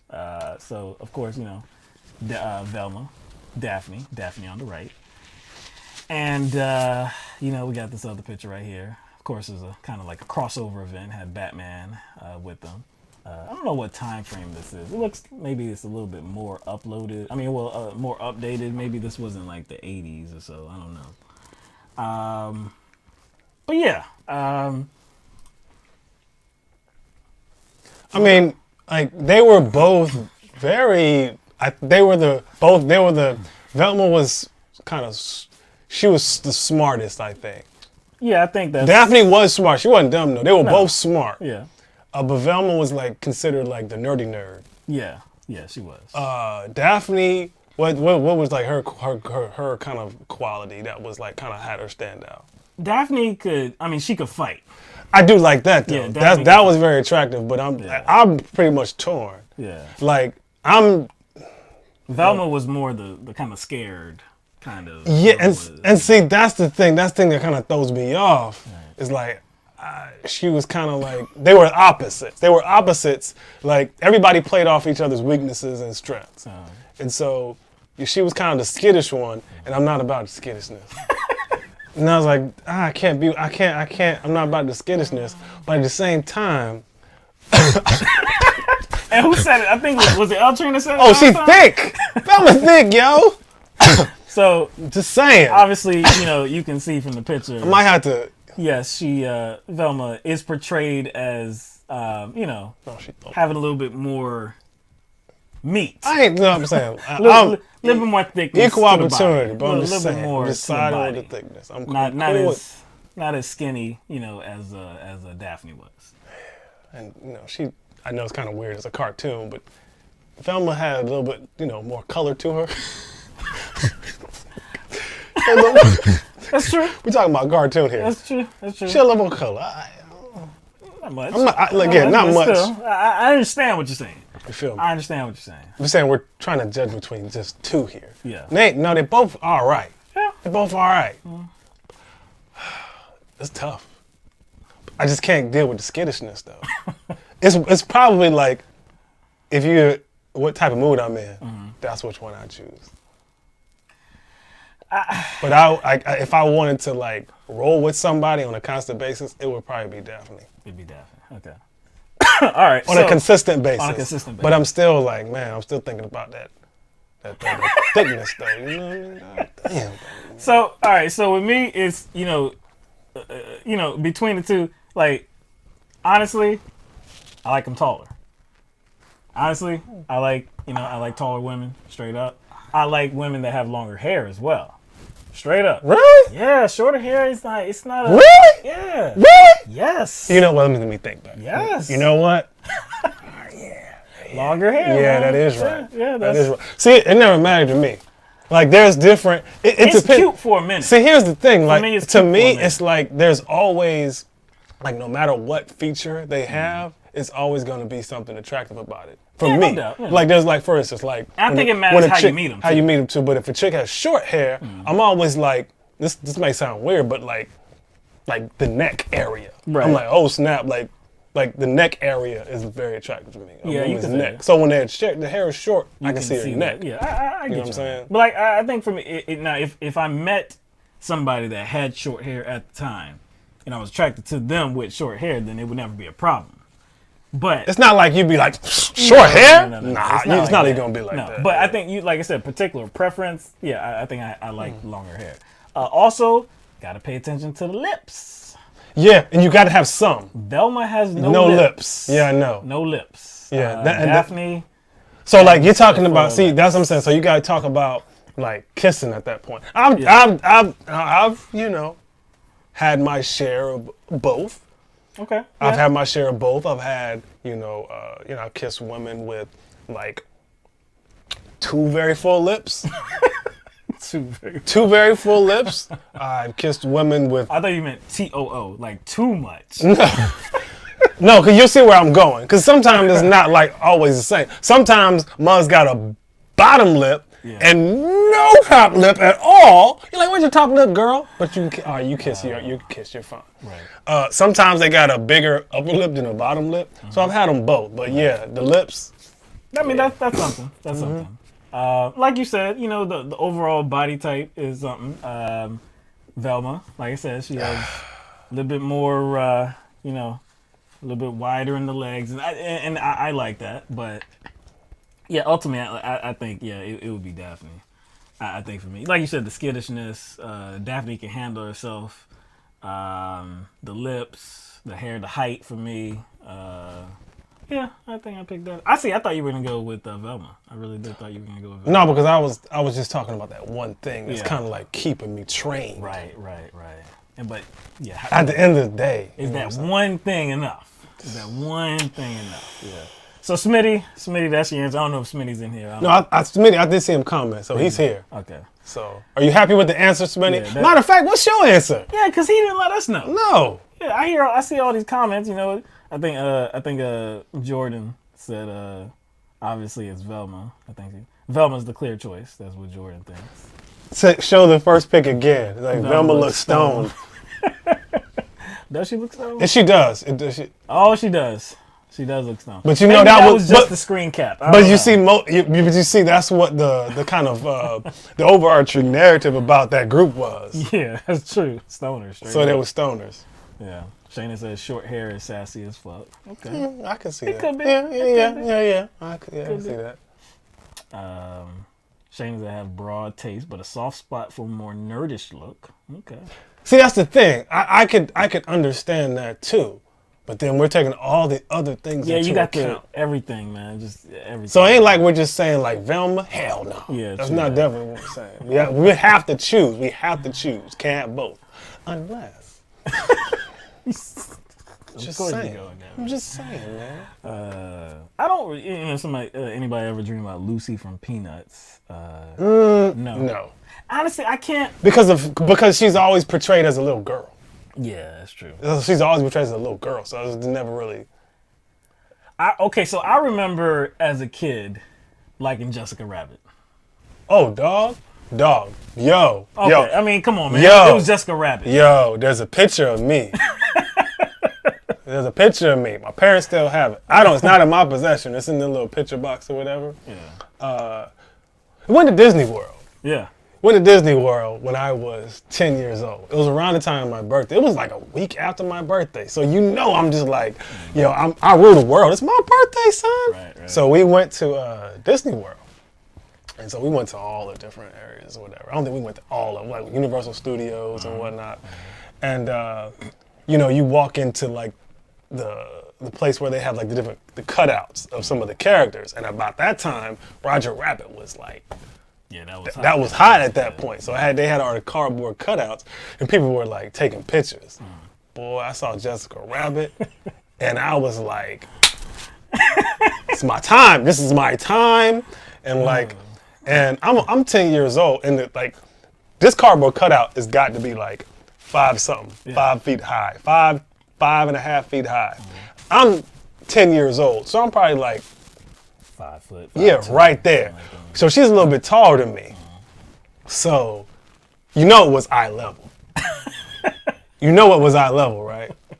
So in the picture, this is how I look. This is the picture how I look. I don't know if I have my arm around or not, but I'm standing, and all you see is this in the picture. Like that. Yeah. Oh man, I remember watching the movie, and she was no doubt, and I think, of course, it was how she was dressed. Of course, as a young boy, of course, it's how she was dressed. But she was a woman too. It wasn't that she wasn't a child. Oh, and she had swagger. Yeah, she had swagger. She definitely had swagger. She had swagger. She switched when she walked. You know what I'm saying? That switch. Yeah, I haven't heard that word. I'm saying, in reference to a woman walks. Switch. That's an old school term. Damn. What do they say now? I don't know. What do you say? Because that's what it was. It was like it was a switch. It was switching. What was it now? I don't know what they say now, man. But Jessica Rabbit was If you're talking about animated characters, Jessica Rabbit. I can't. Yeah, it was Jessica Rabbit. Yeah, Jessica Rabbit.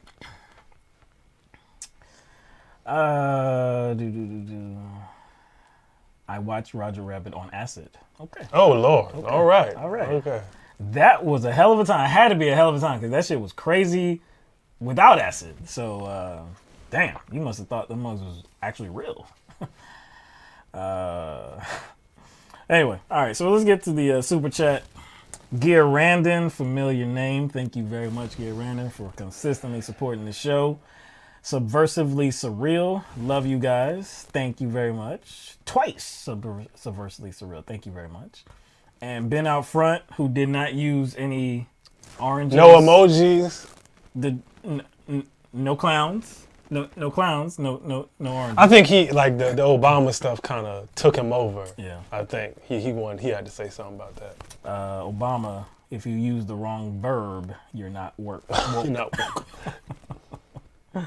Yeah, he did mention that. Like, using certain words. Like, get over that wokeness, Like I said, I never use wokeness. Maybe he should just said like, hey, yo, just kind of refine it. He could have said just refine it a little bit better. But basically, it was like he was shutting down criticism. Like, legitimate criticism. Again, there's some people that, that's all they do. They will get online and just say stuff. But why is that not to be expected? It's there are platforms where people can say whatever they want to, really. I mean, within some rules, but I mean, they can say whatever they want to. They can complain about something and not do a damn thing about it. Okay. But there are other people that will complain and they will actually make noise further than that. They will build coalitions. They will show up on the streets. I mean, they campaign. You know, they volunteer their time. They actually do stuff. What do you say about them? Or are all these people the same because they criticize somebody like you?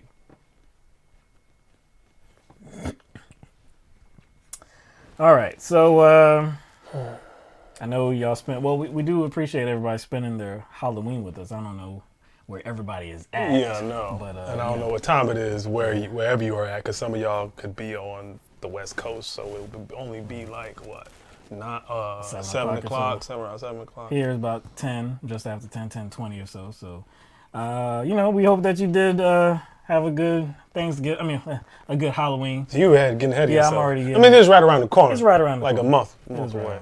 A little less than a month. L Train, Wonder Woman was my cartoon crush. True that. Yeah. And see, true that fits into the body type. She had that lasso of truth or something. Yeah. How'd you feel about I don't know what the actress's real name was, but the actress that's playing Gal. She's controversial because she said some things, didn't she? She said some things. She's a whack person apparently, but I mean, Gal. I never saw it, so I can't. There's no way I can judge her. You never saw Justice League, or you never saw Wonder Woman? Mm-hmm, that's it. See, it was weird because again, she's not like the body type of like Linda Carter. She was like tall and thick. Yeah. And not thick, but you know, I wouldn't call that thick, but tall and a little bit more like or tall and like she body girth, right. like something like almost like a Xena warrior princess. Oh yes, very similar. That was another one I had a crush on. I did honestly. Xena was I think I liked Xena warrior princess better. Like I started liking that better than Hercules after a while, man. Now Xena was a good show. Like I started liking that much better than Hercules. Yo, her sidekick was alright too, though. The one they eventually started messing with each other. Yeah, that was just awkward, man. They just seemed like it was too forced. What was her name? What was the side chick? Yeah, I don't. You said side chick.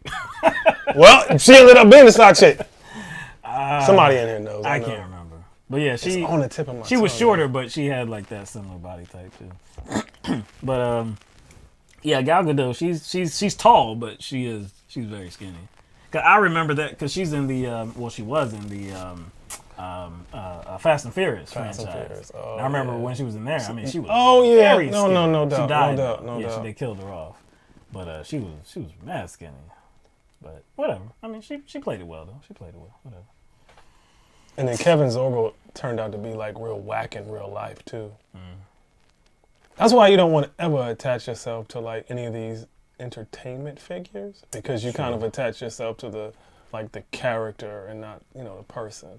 It's like if you have a strong like family structure, you have like friends, you have a social community in some way, you socialize and you have some sort of purpose and identity, you won't get stuck in those parasocial relationships where you kind of like identify with all these characters you watched and then not be able to detach yourself from them when you figure out they're whack in real life. True. You know what I'm saying? I think that's what you're gonna get disappointed. You're gonna get disappointed, dog.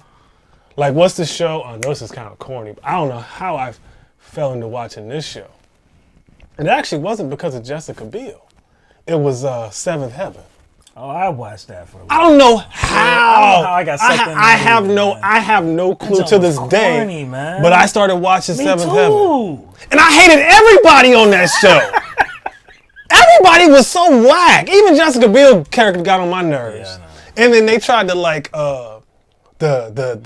her sister, the next oldest one, they tried to turn her into a badass. Yeah, I saw that joint was so whack. They tried to make her like I don't know if she joined a gang or something, but it was something real ridiculous. Like they tried to make her like into some like problem child. Yeah. So they tried to like change the arc of the show, and I was like, you can't do that. It didn't even fit. Because it needed some spice. Man. Even that's what they were trying to do. Actually, they tried to do that to the brother too. So they went to like I forgot the brother's name, but they tried to like do that with each child. Like the children go through like some sort of bad phase, and it was so forced. But I still to this day don't remember how I started watching it. I don't either. Because that's not a show I'd watch.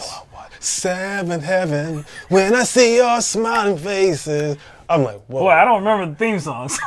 You know I remember the You theme got it song. worse than I do. I like the Family Matters things. As things go by. Now, that will leave an imprint, but not Seventh Heaven. No. Greater love. I kind of blocked all that. I blocked all that Seventh Heaven. How many kids were there? On what show? Seventh Heaven. Was it 7? Oh. No, there were 5? How many kids were there? Why was it called Seventh Heaven?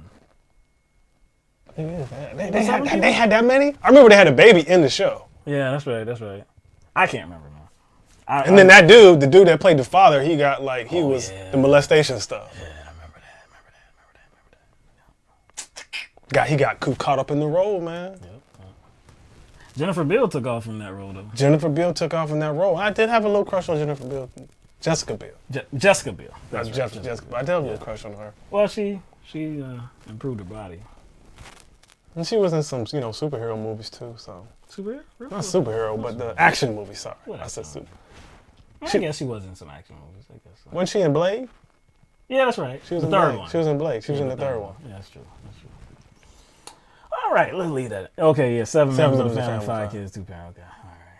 Yeah, I don't want to go back there. I don't ever want to see that again. All right. Somebody made a reference to Judy. Judy from what? From the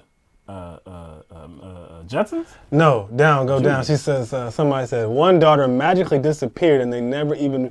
You talking about Judy? Yeah, she went upstairs. Yeah, and never came back. That is true. I'm like, damn, son. Didn't write her off. Didn't write her off for nothing. Nah. And the show was called Family Matters. Yep. Big lies. Yep. Lies all around. L Train got hooked on Party of 5. Started watching it for Jennifer Love Hewitt. Okay. All right. Yeah. I can see that. Yeah, I can see that. Show was whack. Yeah. Jetsons. Maybe D. Scully. I don't know how old D. He said that with a question mark. What? Jetsons. Maybe I didn't watch it that much. I watched it occasionally. I watched that occasionally. I didn't watch it enough. I liked it. I liked that. I watched that. As the Flintstones. Yeah, Flintstones. Yeah. I actually showed that to the kids once because they saw the it was like a crossover like movie. Jetsons meet I don't know if it was the Flintstones meet the Jetsons or the Jetsons meet the Flintstones. It's probably the Jetsons meet the Flintstones. Whatever. Like that, yeah. But yeah, they saw that. They actually watched it. So. Yeah. Sanford and Son. See now, if you talking about, you going beyond cartoons now. You going beyond How about Sanford and Son? Like you talk. What's happening? What's happening? But if you bring up Sanford and Son, that makes me think of what's the show with JJ and Michael? Good Times. Good Times. Oh yes, Thelma. True. I love me some Thelma. Old Janet. Oh. Old Janet? Yeah. What? Yeah, Janet Jackson. Janet Jackson was in there too. Oh yes. I remember Janet. She played Walona's stepdaughter or something. Not stepdaughter, but adopted daughter. Yeah, I think so. Yeah, I remember Janet. Yeah, but damn, Thelma, boy, like I think that the entire show, I was like, that's my wife right there. She don't know it, but. Oh man. All right, man, we're gonna get out of here. Let's see. Anything else? Nope. We're gonna get out of here. So this is the Halloween show without any. What are you talking about? Halloween. I'm dressed as Mike. Ain't got no I know, right? We ain't decorated. We can do some post production. Oh, so you just put something in hanging in the background? Yeah, put a pumpkin somewhere or something like that. Or like a little ghost figure or something. Yeah, Figure of a to ghost. denote the ghost occasion. emoji. Okay. Yeah, do it right. Probably won't. But we appreciate everybody being here with us tonight. Really do, enjoy what we do. Enjoy that you're here with us. We'll be back next week with more topics to discuss. It's going down. Don't know what will happen, but of course something always goes down Friday. You got something? Oh, no. I just want them to think about something for the next show. Okay. I'm not going to give them the answer, but this is a little pop quiz. I want them to try to guess the source of these comments, these couple of quotes I have, because this person, nope, you know what? I'm not going to give him a hint. But maybe something for y'all to think about for the next show. Maybe you have an answer for me, maybe you won't. But I have 2 quotes that I want the, whoever's still here, if you come to the show Tuesday, maybe you'll have an answer for us. Who said these things? This is what this little segment is called. Who said this? First quote. I enlisted after 9/11, like so many Americans, because I wanted to do something to serve and protect our country. Especially after Al Qaeda attacked us and killed thousands of Americans on that day. Who said that? Who They already know. said that? You know they already know. Okay, man. Okay, I got a second quote. Who said this? Each of us has a responsibility to carry out the vision upon which our country was founded. Upon the what? Upon the condition? The vision. Okay. The vision. Upon which our country was founded. Who said that second quote? So you're going back to the foundation. Going back to the foundation of our country. And these are recent quotes, fairly recent. The wicked origins of our. No, I didn't say that. I didn't say they were wicked. Okay. All right. Just saying. The vision, the wicked vision. The wicked vision. The vision, yeah. Okay. But I'm just saying, like, do you know who said those 2 things? And what would you, like, where would you think, like, that came from? Who would you think what was the source of those comments? Carry out the vision of the foundation of our country. Foundation. All right, the foundation is rotted. Yeah. Just saying, who do you think said those 2 things? Boy, the foundation was rotted. Anyway, all right, we're going to get out of here. Everybody have a good weekend. Appreciate everybody being with us. Patrons on patreon.com, thank you very much for consistently supporting us and this channel. You guys rock. Appreciate it. We'll see everybody next week. All right. Peace out. Peace out.